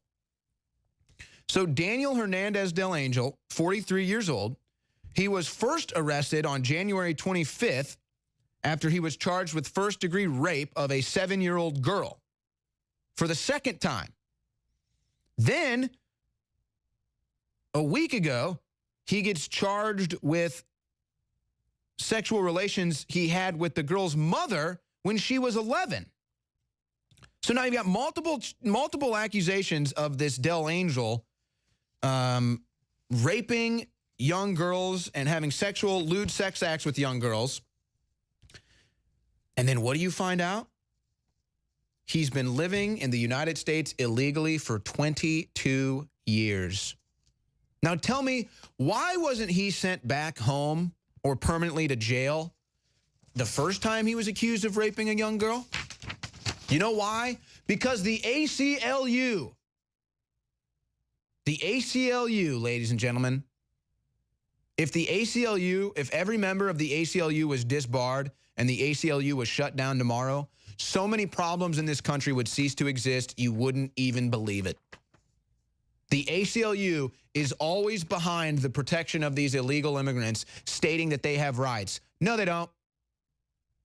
Now, if you want to rewrite the law and say that a citizen from Mexico gets to enjoy all the rights of an American citizen, that's what the ACLU would like to do. That's the argument they make in court. Well, then why have a border?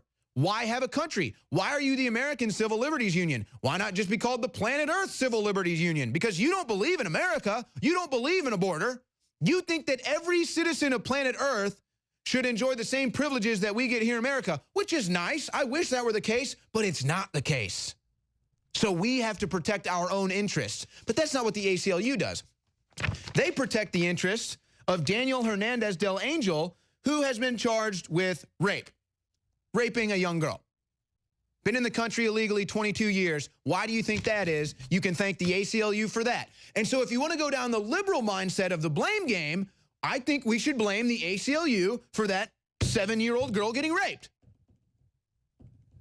I mean, it was the ACLU that kept this illegal citizen here.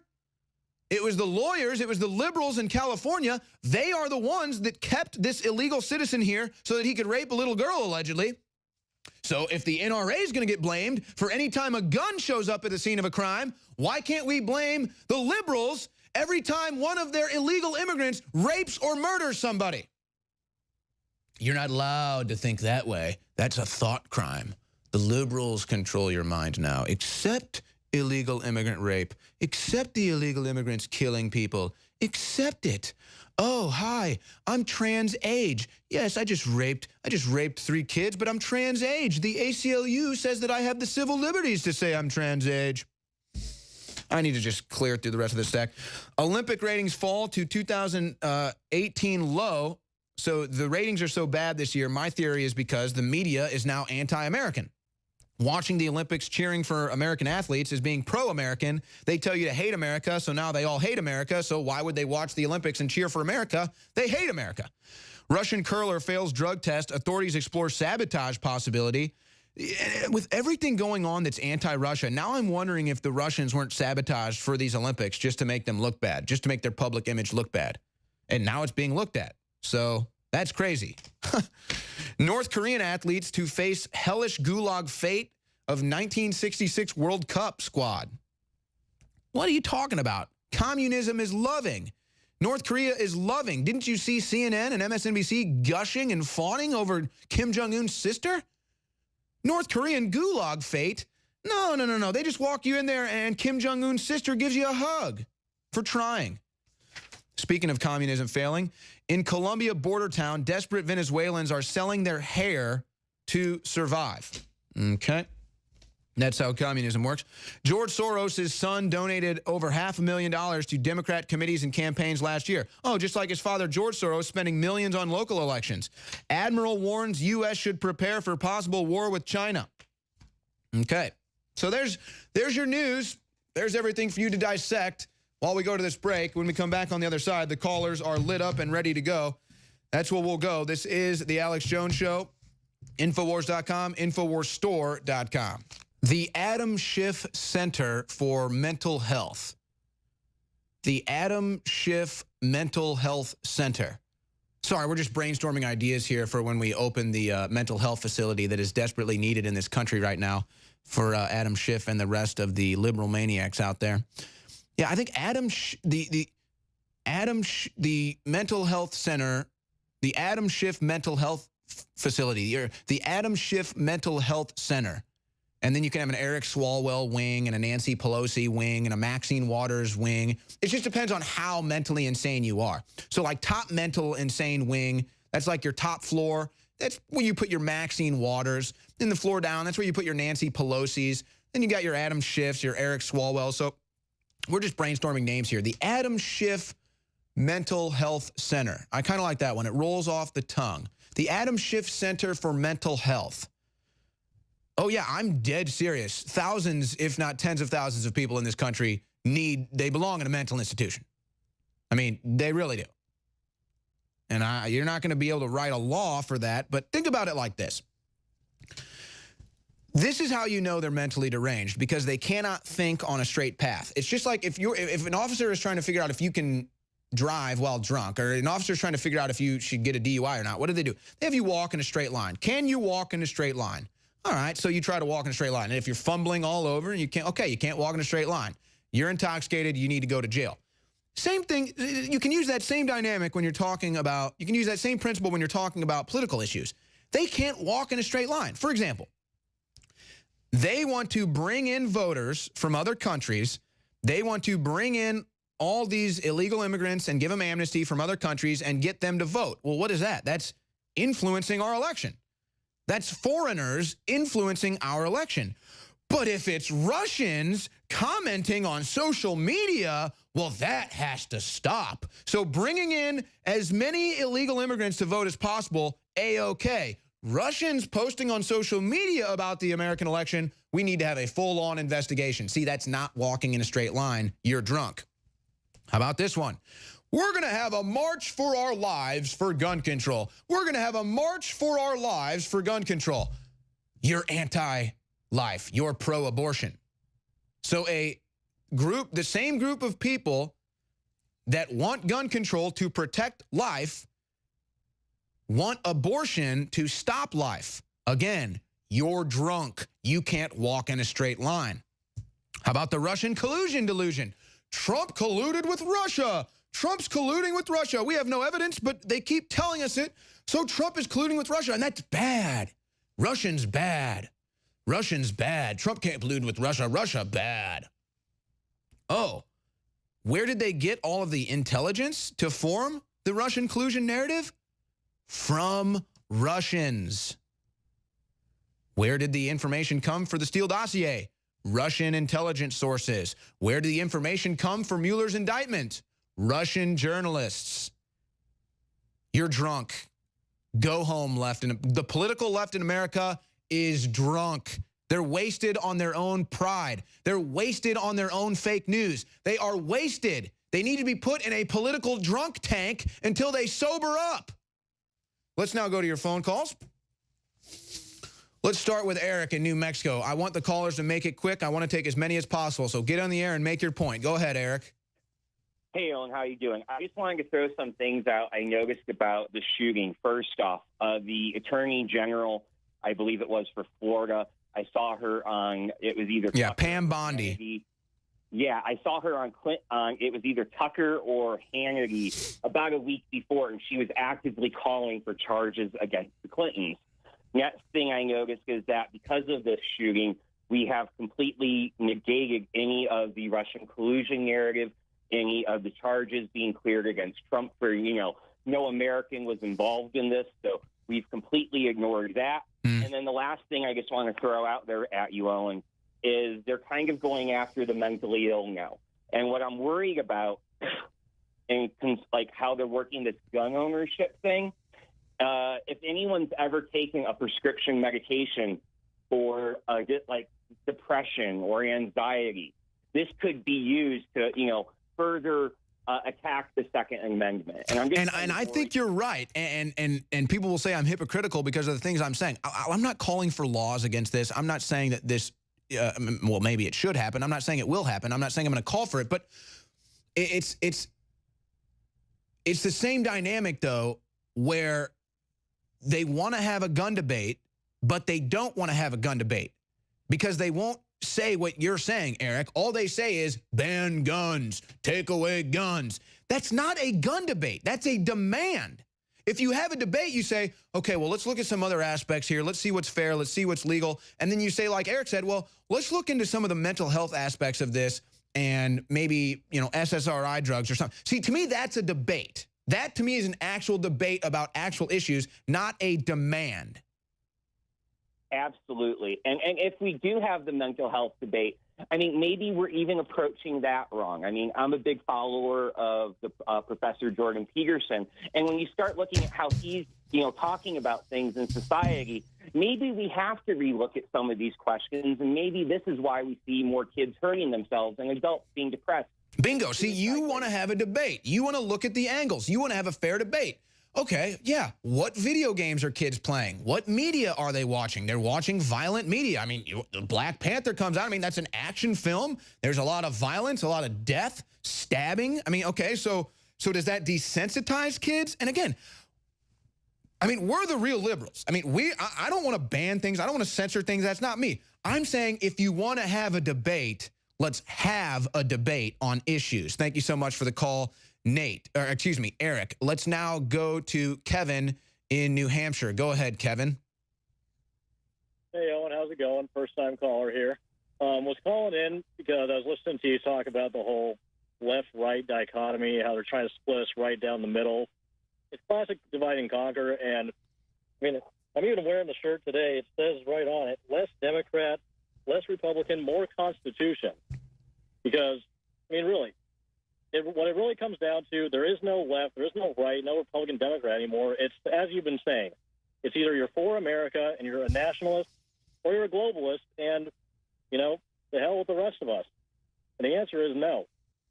Not only that, I'm a 5-year veteran of the armed services. I'll omit what service for my own privacy, but the thing is, I made an oath to the Constitution. That is what I give authority to be governed under. Yeah, so did everybody in Congress. So did everybody on the bench, too. Well, fine. Then if they're breaking their oath, it's the same as if we break our oath. Yep. We get punished under UCMJ, punish them under the Constitution. Or, better yet, charge them all with perjury. I like it. No, I think it's brilliant. It's a simple solution, and it's a lawful solution.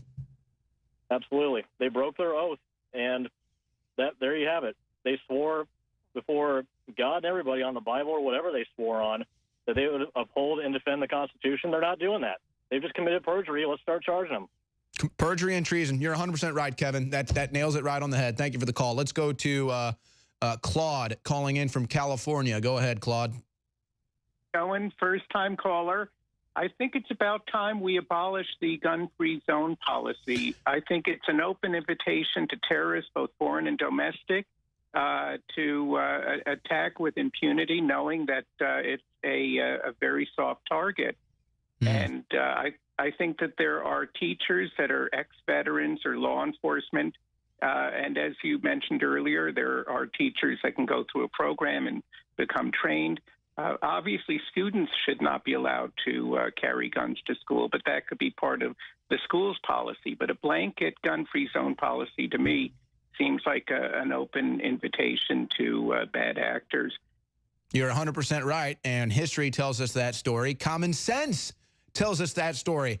Ooh, I'm a mass shooter. Where do I want to go? A place where no one would have a gun. And we're not suggesting you turn schools into some military zone. It's just like on a plane. You don't know where the flight marshal is. You don't know where the armed security is, but it's there to protect you in case. Why can't we apply that to schools? Because the left hates it, and they want to abolish the Second Amendment. It's just so fake. It's so ridiculous to call for gun control from the government. You know, that's just what Hitler did, Stalin did, you know, the violent mass murderers they are. They called for gun control, too. They used the government to confiscate weapons. But that's what the left is calling for, even though they say Hitler's so bad. They love all of Hitler's gun control policies somehow. It's funny how that works. Oh, yeah. But where is the same? I mean, it's just so ridiculous. Trump, look at all the people that the United States has armed. Moderate rebels in Syria. Moderate rebels for proxy wars all over the Middle East, Iran, Ukraine. I mean, oh, but the American citizens can't have a gun. Disarm the American citizens. Here, Ukraine, you want some firearms? Yeah. Saudi Arabia, you want some firearms? Oh, yeah. Oh, moderate rebels in Syria, here, have some guns. Oh, hell yeah. You, the American citizen, you sit down and shut up. You don't get a gun. You're a bad person. For even wanting a gun. You're responsible for every mass shooting because you got a gun. The government just armed like 5 different regimes. Well, I mean, come on, they're not Americans, so who cares? All right, let's go to Sam in Oklahoma. Wants to talk Black Panther. Go ahead, Sam. I heard that in the original casting of the Black Panther, it included Elijah Wood and Viggo Mortensen, and they were going to be the Tolkien white guys. That's a little joke for you, Info Warriors. In all seriousness, the Black Panther movie was Pope Francis's race baiting all over again. They're the ones with the alien technology, the secret citizenry throughout the world, a global spy network. Well, I'll say, if they were really trying to push that political message, they really blew it because they used a nationalist background to promote it. Well, the Vatican is a tiny kingdom that is the center of this global terrestrial kingdom. And also, the name of it, Wakanda, is only one letter away from the Ugandan word for God. I think I understand what you're saying now. You're saying that Wakanda in the movie is more a representation of the Vatican's secrets. Absolutely. Okay, and, now I see what you're saying. Okay, okay. Absolutely. And there's always two sides to these so-called resistance freedom fighter movements. I've actually been taken captive in the foreign mission field by leftist rebels. I know a little bit about how they really operate. And there's always two sides. There's a militant arm, there's a political arm. Mm-hmm. And I believe in the United States, within the black nationalist movement, that I respectfully disagree with Alex, that Martin Luther King was always part of a subversive movement that was communist-backed. Yeah, I've heard that stuff, and Russia claims to have those documents. I just choose not to go down that battlefield, and, I mean, we should just choose to uplift Martin Luther King and his message. I do know what you're saying, and it's kind of shaky ground. But real quick, though, did you actually see the movie, Black Panther? Oh, I went and saw it, and, you know, the fight scenes were great. The special effects were great. I did not like it. I liked Proud Mary a great deal with Danny Glover playing a bad guy. That was cool. I saw that twice in the theater, but it didn't have the baiting that was in this. And you know, I didn't think it wasn't as bad as I thought it was. As far as overt political messages and stuff, I really didn't. I didn't really get bothered by it. I didn't feel like it was overwhelming the film to me. The king's a shaman king. He's a priest as well as a king.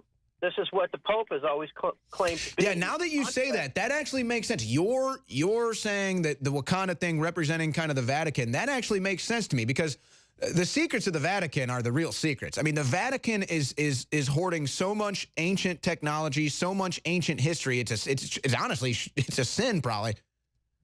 I mean, the Catholic Church goes onto these holy grounds where they make these discoveries, and then they put a church on top of it so no one else can excavate. And then they send everything to the Vatican. Thank you for the call, Sam. I got to move on. Let's go to Mimi in Tennessee. You want to talk about a segment you saw on NBC with Sheriff Israel? Go ahead, Mimi. Yes, sir. Can you hear me? Yep. Okay. On NBC, I've seen where Israel pleaded with lawmakers in Tallahassee, the state capital, and Washington to give police the power to detain people if they see something on social media. Yeah, that's right. If they see graphic pictures of rifles. And that's already happening now. People are being arrested for that. That is just unbelievable. We have to get Washington in the red. We got to get. A lot of people don't think the midterms are important, but they are. They are very important. So absolutely. The midterms are everything now. Yeah, we need to get out there and vote and vote red into Washington. In fact, here in Tennessee, a friend of mine, if you go to HankHamblinForCongress.com, he is running for the vacant seat of Jimmy Duncan, and we need to get him in there. So all my fellow Tennesseans in 2nd District, you need to go to that website. Let's get Mr. Hamblin. He's a 26-year wounded war veteran. And we need to get him in Jimmy Duncan's vacant seat and vote red in Tennessee, vote red across the nation. We have to do this because they're going to take our gun rights away. And as well, if a hunter was to put a picture up of their deer on social media like they do here in Tennessee in the wintertime, are they going to come and get them and detain them in a mental hospital for 72 hours? Well, if the Democrats get control, yes. Hopefully that's not going to happen. But, you know, it's interesting. It's interesting what you're talking about here, because there are I don't think the Democrats have a chance to win because they don't have the money and they don't have the message. They're going to go with the same losing message they've been going with for years now, which is Trump bad, Trump bad, Trump bad. And now there's kind of an undertone to that that's becoming more prevalent, that's anti-America, anti-America, anti-America. So they can't win an election with the message. They really don't have a chance to win back the House, except what you just brought up, which is many Republicans stepping down. A lot of Republicans are resigning. And now I'm starting to wonder if there might be something else to that. And I'll just leave that right there for food for thought. But that's the only threat right now that the Republicans have, is that so many Republicans are stepping down from their seat, so they lose that incumbent power. So that means it's even more important now for people to get educated in their local elections now that it's basically a lot of fresh faces coming in and a lot of Republican incumbents aren't running. So that is going to be very key. If the Democrats get Congress in the midterms, I mean, they're going to go for impeachment. They're going to go for gun bans. I mean, it's going to be, honestly, I mean, it could honestly be civil war. If they go for Trump and the guns, it'll probably be civil war, and that's what the Democrats want because that's what the globalists want. They have to bring America to its knees so that the global government can take over. Thank you for the call, Mimi. Let's go to Barry in Florida who wants to talk about the shootings. Go ahead, Barry. Barry, are you there? Bueller. If you have a couple of coincidences, you know, that's one thing. But when you have many, then to me it doesn't become a coincidence. February 14th was the 45th day of the year. What else is 45? Our president. Initially, they said his middle name was DeJesus, and now they retracted that. So I think it's maybe Jacob. But it also... Jacob was on the official police report, and the reports that reported him as DeJesus could never be confirmed. Right. Well, it also, February 14th was Ash Wednesday. The sheriff's name is Israel. The name of the school, Marjorie Stoneman Douglas, as you probably reported, she was, a very liberal conservative, and she didn't want them draining the Everglades, which is how Florida has been built. So draining the Everglades is also known as a swamp. And lastly, the other crazy coincidence is the town is Parkland, which also happened to be the name of the hospital where JFK was brought after he was assassinated. These are crazy coincidences. Well, I can't deny the coincidences if true. I mean, I'm not saying you're lying, but I can't deny the coincidences if true. But I mean, do you think, I mean, it's crazy. So what, you think this whole thing was manufactured, or is that just an act of God trying to send us a message? Or, I mean, what are you getting at here? Well, you know, we know that there's a deep state, and, you know, we know that, MK Ultra and mind control has been around for decades. The shooter said that he heard demons telling him to shoot the school up. Exactly. So who knows? I don't know. You know, I don't know, but these are so many coincidences. It's just kind of mind-boggling. You know, speaking of coincidences, thank you for the call, Barry. You notice the way that he spells Nicholas is actually in a Russian way with the K. I'm surprised they haven't come after this for Russia. Oh, Russians are bad. Russians are bad. No, the sad truth of it is this individual was probably soul-sucked and brainwashed by media, by the big pharmaceutical pills he was taking, and then he probably had a tough social time. You combine all that, you get the elements of a mass shooter. Now, were there other things going on? One has to wonder, considering the focused attack on the guns by the Democrats and the left since this has gone down. All right, Gerald Celenti's about to take over here. Last segment with me. So let me get another caller through here. Let's go to Scott calling in from Idaho. Go ahead, Scott.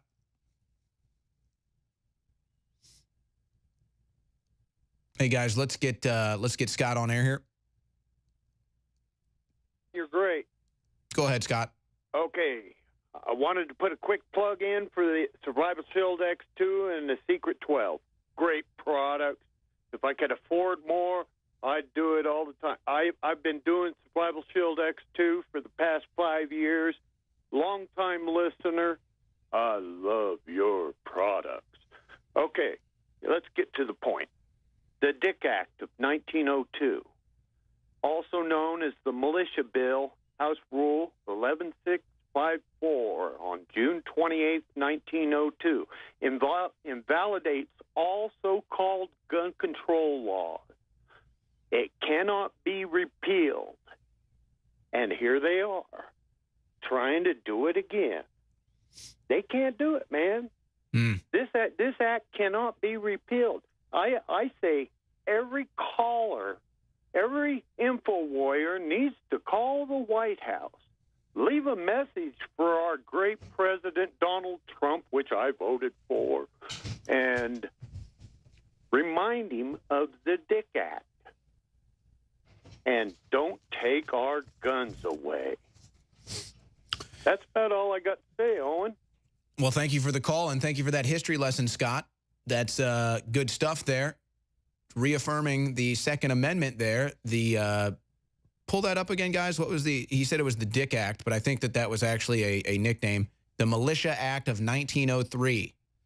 The Militia Act of 1903. Yeah, oddly enough, I believe there's also been legislation passed that says you cannot practice the religion of Islam in this country, too. Just another random factoid. And that's because they find that it's actually more of a political thing, and it's actually intolerant of other religions. When Islam gets involved, it takes over the government, and it doesn't tolerate other religions. That's why they wrote those laws years ago. This story is breaking at Infowars.com right now. Democrat teacher organizes anti-gun meeting for Florida shooting survivors. You know, again, it's sad. I feel bad for these kids. I feel bad for the school.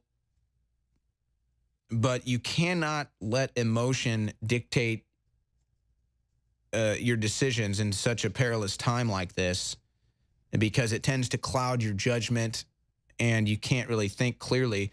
But this is a different scenario, because this is just this is just a teacher with an agenda. This is just a teacher with an agenda who, like I think it was Alinsky said, or someone said, never let a good crisis go to waste. So this Democrat teacher, like an average liberal these days, sees a moment of weakness in a moment of mourning and decides to push their political agenda in the middle of it, because they don't care about people's feelings. They care about their agenda. That's what you find out about these Democrats. They always put their agenda first. Always. Always. So yes, this is a total leftist organized, leftist event, politicized event, taking advantage of a situation, taking advantage of mourning students. It's honestly sick. It's honestly disgusting that this is the political left in America now, taking advantage of a bad situation for an anti-American agenda. So that story is on Infowars.com. Folks, you just heard the last caller, Scott, talking about our products. I did bad today. I think I only plugged like 2 or 3 times. That's not going to pay the bills for our expansion. So please go to InfowarsStore.com. We are expanding Infowars right now. We're putting up satellites. We're building new studios. And it's only possible with your support at InfowarsStore.com. So 50% off all Super Blue products. That's the fluoride-free Super Blue toothpaste. It's about to be sold out. It's about to be sold out. Get to InfowarsStore.com. Get your tube of Super Blue for 50% off before we're sold out. Owen Schroyer signing off. Gerald Celente takes over in the 4th hour. You stay classy, InfoWarriors. Hey, how you doing? This isn't Alex Jones. It's me, Gerald Celente. And thank you, Alex Jones and staff, for having me host this hour. It's great being here. And an honor and a privilege, I must say, because I really enjoy InfoWars and their real news in a world of, it's not even fake news, it's dumb news. And it's the same garbage over and over again. And of course, the garbage that they've been selling since Trump got elected, even before, is that the Russians are coming. The Russians are coming. Here come those Russians. Let's hate the Russians. Hey, remember how they taught us, I'm old enough, I'm Trump's age. They taught us how to hate those Vietnamese, remember? Oh, those commies, those dirty commies. Well, they kill over 3.5 million of them. 58,000 of our soldiers killed. 250,000 wounded. Lives ruined by the millions, the horror that they lived over there. On a war based on lies. The Gulf of Tonkin incident never happened. But look how they taught us how to hate the Vietnamese. But not anymore. Not anymore. No. Matter of fact, when Bill Clinton, Slick Willie, appropriately named for his Slick Willie that he is, you know what he did as soon as he finished being president? Went over to Vietnam. And people don't remember this. He went over to Vietnam while there was a dispute about who won the Florida election between Al Gore and George W. Bush. So Clinton exited stage right, and he went to Vietnam. But they taught us how to hate the Vietnamese. Those dominoes are going to fall before you know it. Those commies will be on the coast of California. I'm not lying. That's the kind of garbage they used to make up. Propaganda. Hey, now we're doing business with the Vietnamese. It's okay. Yeah, everything's fine now. Just like with them red Chinese. Remember we were taught to hate them? Until the big corporations realized, hey, we could sell out America by bringing all our technology over there. have them make our stuff really cheaply, and then sell it back over here. Hey, those Chinese are okay now. Hey, Communist Party, how come we're not bombing them? The sickness of the media, and it never stops. Here's tracking trends as an understanding of where we are, how we got here, and where we're going. So as a trend forecaster, I have to read information all day long, several hours a day. I get delivered the Financial Times, Wall Street Journal, New York Times. I got to see what's going on. It's not what I like, what I want, what I wish for. I need to hear the whole story. And I look globally. You know, I go to Global Times, I go to People's Daily, I go to Al Jazeera, Fars News Agency, Haaretz, Jerusalem Post, Arab News, you name it, I go through it. I just want to get the information to see how it's being put out there. So today we're going to do a little trend tracking and how you can see the current events forming future trends if you don't take a position on anything. I'm a political atheist. I don't believe in Democrats or Republicans. You know, I don't believe in fairy tales. And I don't need somebody to tell me how to think, because the motto is think for yourself, the Trends Journal. Here's a front page story here in the Terdit Paper of Record, or as they prefer to call themselves, the Paper of Record. And by the way, the New York Times circulation digitally is going up. And you know why? Because they're selling those sex stories over and over again. Yep, they know how to play it. And of course, let's hate Russia. How Russians exploited Webb in 16 meddling, posing as allies. Trolls spread dirty tricks. And they show they spent a couple of $1 million, right? How many billions of dollars? How many billions of dollars were spent by the people running campaigns? You got a couple of $1 million and a couple of trolls, and that's going to sway an election. A couple of bucks. Here, you want to see how elections are swayed? You want to know what the United States is doing? Oh, everybody has attention deficit disorder. This is from December 13th, 2013. Our former Assistant Secretary of State, Victoria Nuland, at the Washington Press Club. Remember, this is in December 2013, and with the United States, and with their lies, and with their dough, they overthrew the democratically elected government of Ukraine. Here she is. Invested over $5 billion to assist Ukraine in these and other goals that will ensure a secure and prosperous and democratic Ukraine. Isn't that nice? $5 billion. Hey, isn't she generous with our dough? Isn't that great? How about when you add up those billions, they're into trillions. Hey, drinking the water over there yet in Flint, Michigan? Or the 10,000 other places in the United States with rotting water and rotting infrastructure as they're overthrowing governments? Oh, and Victoria Nuland, she's a member of that neocon clan. Yeah, that's right. That group. Neocons, let's stop using that whitewash language. You look at her, you listen to her. How about a mentally disturbed person?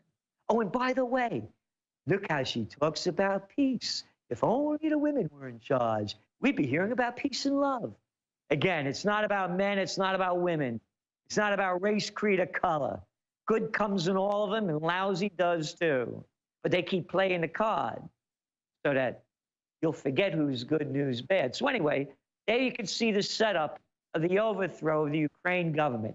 $5 billion, and they're talking about a couple of bucks and a few trolls by the Russians. What a load of baloney. The United States has been interfering in elections all over the world. Hey, isn't it wonderful what they did down there in Chile with Allende? Oh, how about it over there in Indonesia when there was only 1 million people that got slaughtered? How about the United States' involvement in all these places with propaganda? Look at how the British keep saying that the Russians were responsible for Brexit. Hey, didn't Obama go over there? Folks. Well, I'm glad he's not over there. He can't keep folking us anymore. So he went to the UK and he talked about, oh, you got to stay on with the EU, because if you don't, you're going to get at the back of the line, back of the queue. He played the English card. So that's looking at some of the current events forming future trends. But I also want to talk about limited time sale on Cellforce by Infowars Life, 53% off, $69.95. Several years ago, we teamed up with Dr. Group to create DNA Force and other incredible Infowars Life formulas because they had outstanding standards. After a few years of delivering these powerful formulas, we wanted to improve on DNA Force and its Bio PQQ formula to help you get the best for less.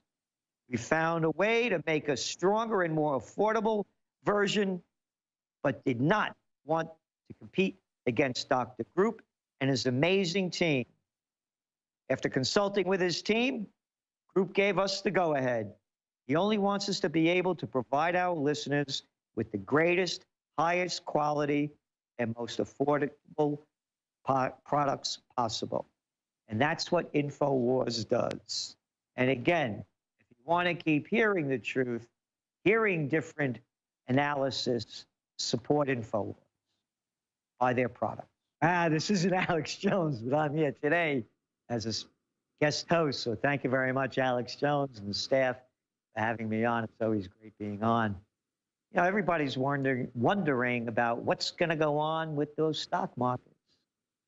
So we came out with our forecast and our trends monthly.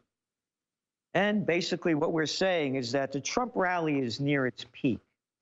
And again, we were one of the first organizations, actually the first one in magazine world, that predicted the Trump rally just a week after he got elected. And the reason being is that we said if he does what he says he's going to do, that's going to boost the equity markets. Now remember, the equity markets and the economy are two different worlds. And I really want to make that clear. And again, for all those that know me, I'm a political atheist. I don't take sides. I have positives about what I see going on and negatives in terms of what the outcomes are going to be. It's not what I like, what I want, or what I wish for. So the Trump rally is near its peak. And back in our December Trends Journal, just before the new year, we said there would be a 10% correction in the equity markets. So a week ago Thursday, they did do a 10% correction. The markets have peaked in a lot of ways. So I'm going to give you the facts of where it's going and how it's going to go. Go back to 2004. George Bush was president, 2003, 2004. They allowed the big corporations to repatriate all that money that they're hiding over there overseas that they haven't paid any tax on. And they allowed them to do it at very low interest rates, as Trump is doing. That money did not go back into building capital improvements, bigger factories, more research and development, expansion. It didn't go into that at all. Over 90% of the money went into stock buybacks. They take that money, they buy back stocks in their company, it raises the stock value, and they make more dough. The same thing is beginning to happen now. The tax cuts, and by allowing to repatriate, it has brought money back to the United States. And as I speak today, stock buybacks for this period of time in a new year are at an all-time high. So that's where the dough is going. It's not going into capital improvements. The same thing, giving the tax breaks to the corporations from 35% to 21%. The money's not going into capital improvements because when you look back at earnings over the last 2 years, corporations are making money. When we just saw the last earnings report, 78% of the companies that reported, the S&P 500, had earnings beyond expectations. So it's going to continue to boost the market unless there's a wild card event, and I'll tell you the ones that we're looking for. But right now, the markets are overvalued and they're over-leveraged. When I say overvalued, when you go to historic price-earnings ratios, they're nearing historic highs. So in other words, you're paying a premium already for a lot of the stocks. But again, that money's going to keep coming and flowing back in. So that's where that's going. And when you see where it's going to continue to go up. Now, very important. This is different if the market crashes than, say, the dot-com bust, when everybody was playing that thing. Nobody knew what was going on. You didn't know anything about these companies. But everybody was playing. And then we had the crash and the panic of 08. All those subprime mortgages. You don't have a job? Don't worry about it. I'm going to sell you a house. Just sign over here. Oh, and by the way, you need more money? Take out a second mortgage on your home. We'll call it a home equity loan. So when the markets went down, everybody got hit. This time when they go down, it will only hit the top. Because 10% of all the stocks, beep up, boop up, boop, are owned. 90% of the stocks are owned, 90% of the stocks are owned by 10% of the people. On average of $350,000 that they own in stocks. The other 10% of the market owned by the rest of the people, with 401ks, retirement programs, only averages out to about $15,000. So when the markets go down, it won't hit everybody. The psychological effect will be a different one. And also, we're seeing softness in retail sales. We're not really seeing that strong of earnings growth. That last boosted number really only came from 5% of the population that has managerial jobs.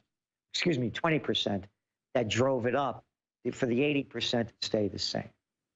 So that's just to give you an overview on the market. And now, before I give you an overview on the rest, I also want to talk about a little something else over here that we have. One of the wonderful products, only available from Alex Jones, Infowars. And if you don't support Infowars, you're not going to get the news you could use. We're introducing iCurin from Infowars Life, introductory price of $19.95, 50% off. It's simple. The more toxins and diseases find their way into your system, the more important it is that your body's detox system can keep up.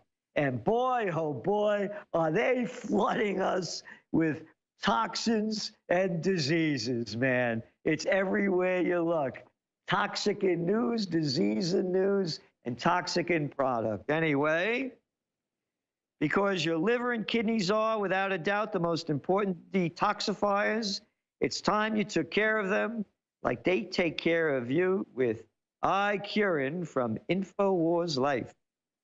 The liver and kidneys take care of and help filter out almost all the toxins in your body and keep you clean and healthy. And again, it's so important to have a product like this to detoxify. And again, toxins enter in a lot of different ways. In a polluted earth, in a polluted world, it's good to stay clean. See you in a bit. Hey, tomorrow news today. Sounds like trends research. That's what we say too. History before it happens. That's what we like to look at, the current events forming future trends. And some of the current events, for example, that are forming future trends, and everybody's concerned, of course, with the stock markets and the equity markets. So here's the deal. They're going to be raising interest rates, probably in March. Now, the futures are showing, probably over 90% that they'll raise them.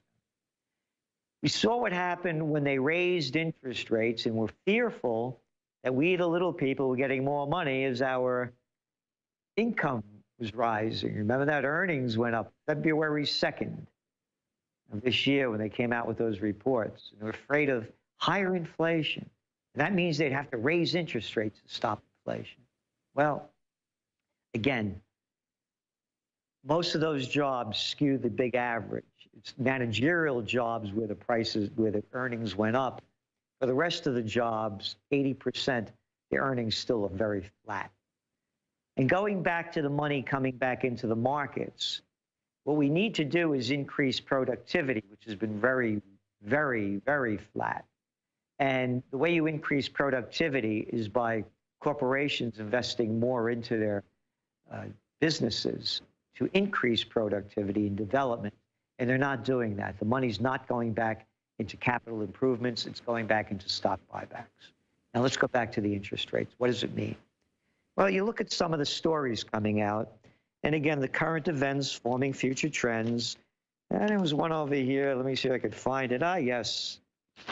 The rise of jumbo student loans raises a red flag. As of 2014, there were about 5 million borrowers with large loan balances out of the 40 million Americans with student debt. Large balance borrowers represent 17% of the borrowers. That's up. Ready for this? This is amazing. Up from 2% of all borrowers in 1900. I mean, that's not ancient history. Imagine that. 1900, only 2%. Now we have 17% of large borrowers. 17% of the total large borrowers. $50,000. Getting out of college with $50,000 debt. All right, now interest rates are going to go up. What's that going to do to the debt level? What will that do to the debt of the United States? It just took on another over $1 trillion. As interest rates go up, how about that $13 trillion in debt that consumers have? Hey, you got to pay that with your credit card. Interest rates go up.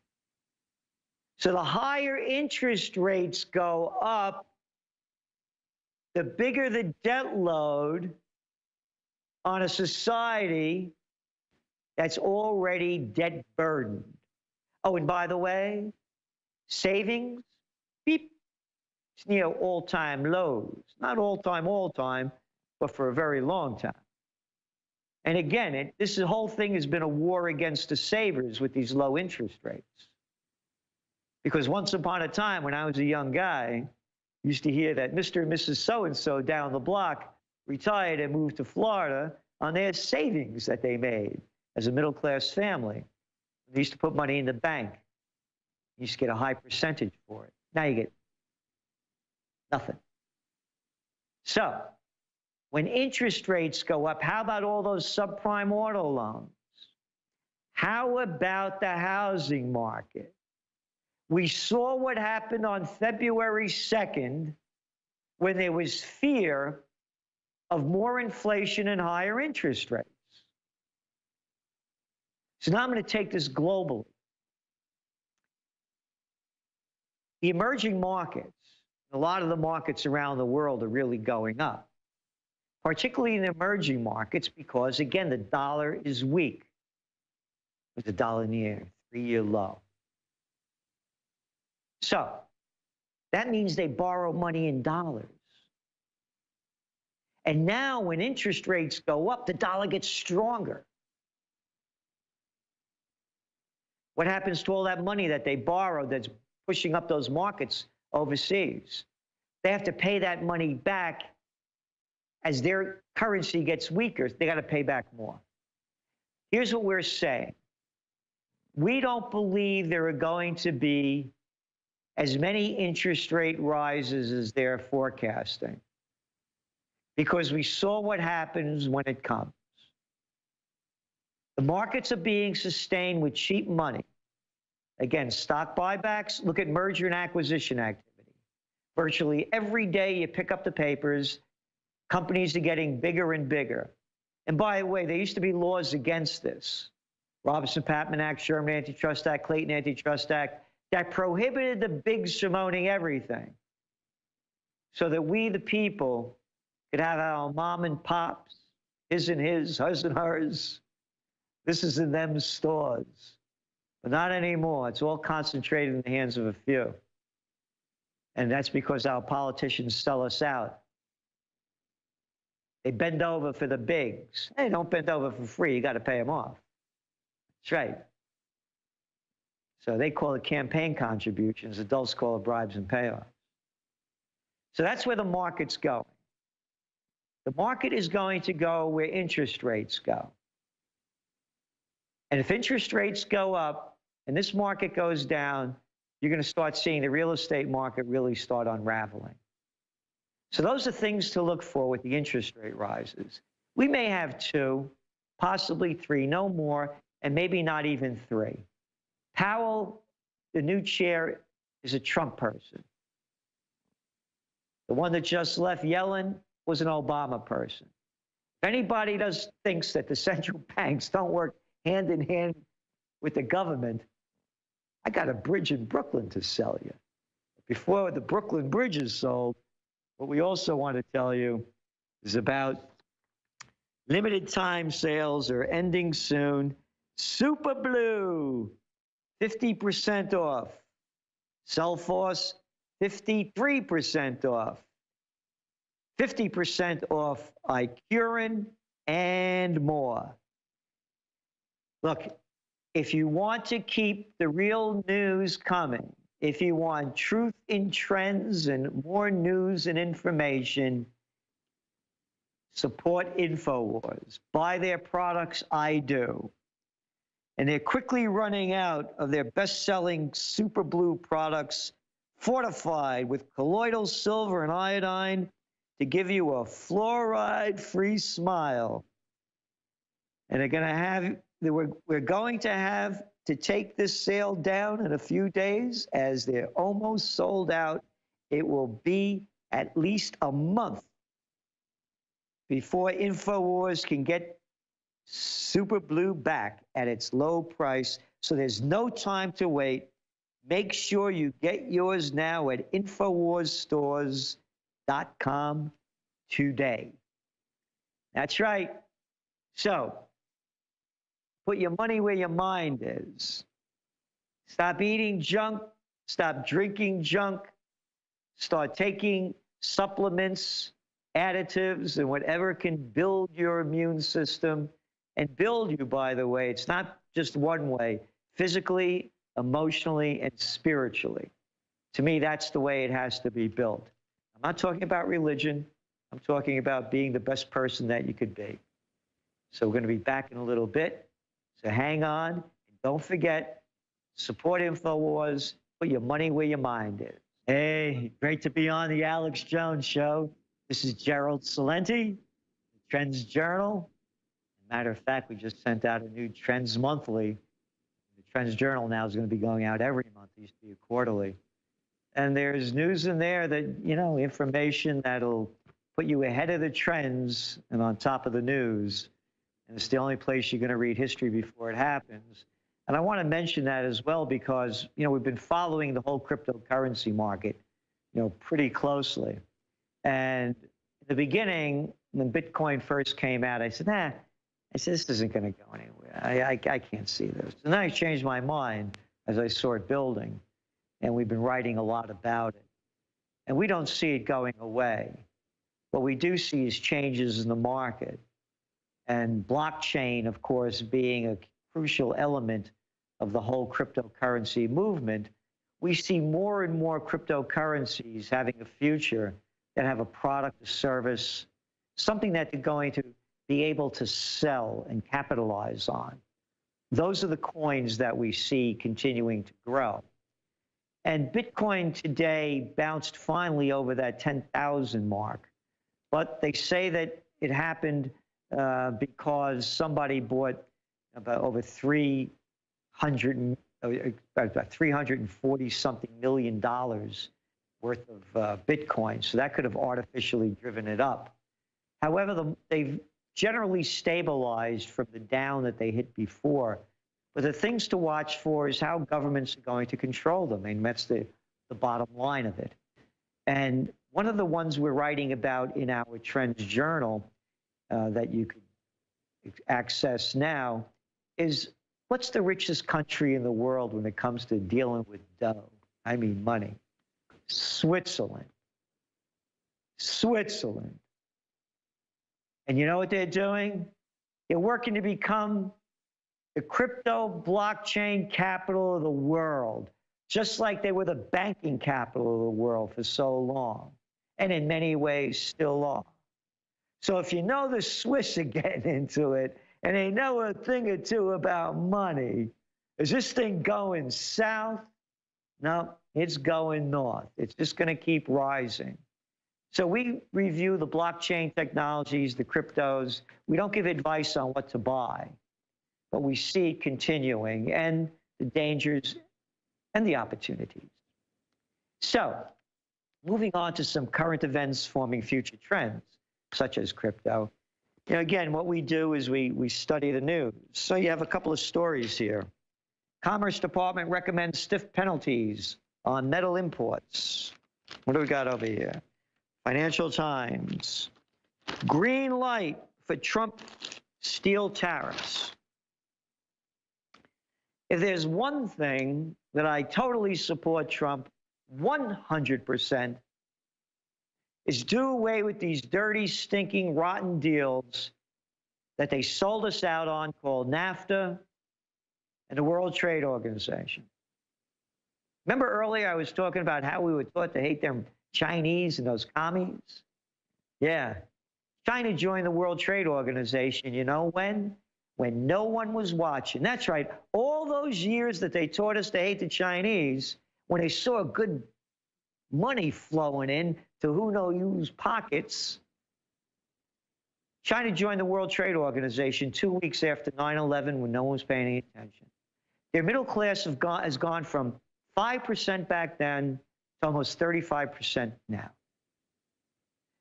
It's the Lunar New Year right now. The Chinese are the largest tourist group in the world. Going back to these lousy, stinking, rotten trade deals. And I remember that arrogant Al Gore on CNN with Ross Perot. And Ross Perot warning of that great sucking sound of NAFTA. And that's what happened. We went into a positive trade with Mexico to negative. Look at the debts that we have from the trade debts. These have only enriched the major corporations, and they pay off little slimers like Slick Willie and all the rest. Again, they call them campaign contributions. What do you think the Clinton Foundation got all that money for? Because of the great job that they did in Haiti? Yeah. A friend of mine just got back from there last week with the Rotary, Tony Marmo, doing work, trying to help the people down there. I said, Tony, how was it down? He said, it's devastating. It's devastating. Could you see anybody? He said, I can't. And he's a smart guy. He said, I can't see it returning. Look what the Clintons did down there with all that money, huh? They sold us out, and they sold us out with these trade agreements. They stink. They only enrich the filthy rich. Matter of fact, I heard that guy Ford, you know, Ford Motors. Ford Motors, that's right. He said on Bloomberg that the auto industry is NAFTA. The auto industry is trade agreements. Oh, yeah, no, it's not. It's not the American auto industry. He said it was the American auto industry. Hey, how about made in Detroit? Ford. Hey, maybe you want to make another Etzel, Ford, because that's where your mind is, Etzel, Ford. A junk car with a junk mind to say that America's automobiles are trade agreements in NAFTA. You can't bring in an automobile into China. Oh, you can. We get taxed about 23 to 30%. But I'll tell you what you can do. You can open up a plant over here. You can't own the whole plant. You got to come in with a Chinese partner. You're only going to own 49% of it. And you can manufacture your automobiles here in China and sell them. We won't tax you. And by the way, bring in all your technology so we could use it and steal it, because that's what every major manufacturer in America and Europe has done. They've sold us out to the Chinese. Slimers and high timers, man. Big money, they get richer, we all get poorer as they ship our jobs out. And I remember that disgusting Al Gore and Slick Willie and all those other lowlives. And by the way, they couldn't pass NAFTA through the Republican Party. Those little Democrat sellouts pushed it through. I remember them saying, you don't want those dirty manufacturing jobs. We're going to give you service sector jobs. That's right. Yeah, they saw the future. You could work in Amazon, packing boxes and shipping them. You could get a job in hospitality, waiters, waitresses, making beds in hotels. I'm not demeaning those jobs. I'm saying those are the jobs they left us. When I was a kid, you could be a short order cook in Times Square and live a middle-class life raising a family. No more. Because they sold us out to the bigs. They're giving all that money to Bezos, the richest man in the world, Amazon, to open up a slave headquarters for another Amazon shipping, packaging, and handling. You know what you make working full-time on average? Grand total of $19,000 a year. Yeah, try raising a family on that. Try living on that. So, I'm going to give you a parting shot. Want to watch where the markets are going? Watch the price of gold. Watch the price of gold. If gold prices start shooting up over 1,380, 1,400, 1,450, boom, the markets are going to go down. And when gold breaks over 1,450 strong, it's going to be a Bitcoin bounce, man. It's going to, I should say man and women. I don't want to be accused of being one-sided here.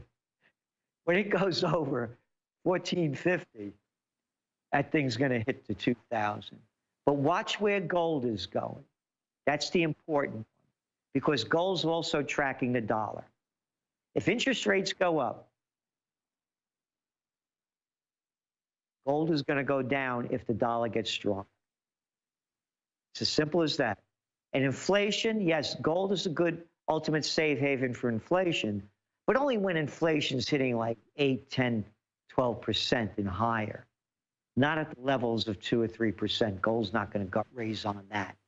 As a matter of fact, gold will be more of a burden because the dollar will go up, interest rates go up. The stronger gold, the dollar, the weaker gold. So listen, I want to thank you very much for having me on Infowars as a guest host. And I'll see you not next week, but the week after. So remember, put your money where your mind is, Trends Journal, and buy those products from Infowars. Thank you. This program contains language and sequences some viewers may find disturbing. The nation and all of our freedoms hang by a thread, and the military apparatus of this country is about to be handed over to scum, who are beholden to scum, Russian scum.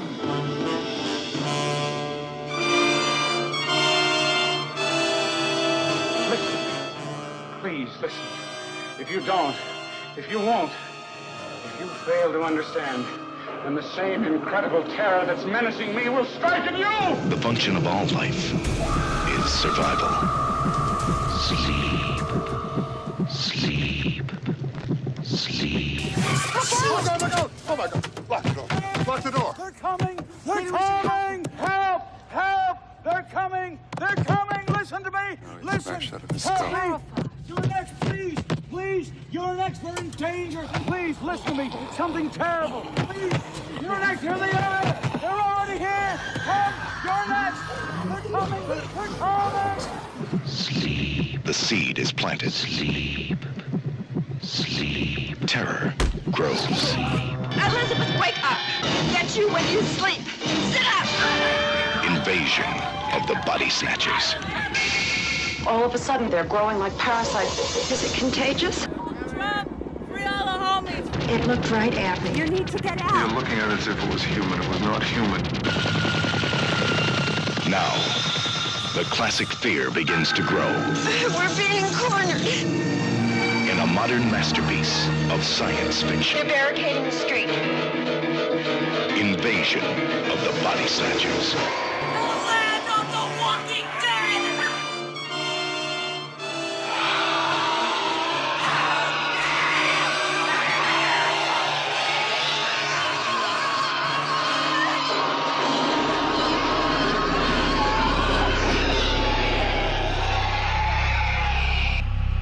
If you are receiving this transmission, you are the Resistance.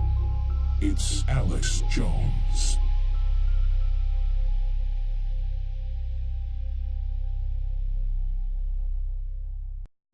Introducing Icarin, a 30-day liver and kidney cleanse, exclusively available at InfoWarsLife.com. We have set out with top researchers and developers to bring you the strongest, purest, most potent, documented system for your liver and your kidneys. There are 2 different formula blends in one powerful capsule. It also funds the Infowar, a total 360 win. Icarin, available now at InfoWarsLife.com.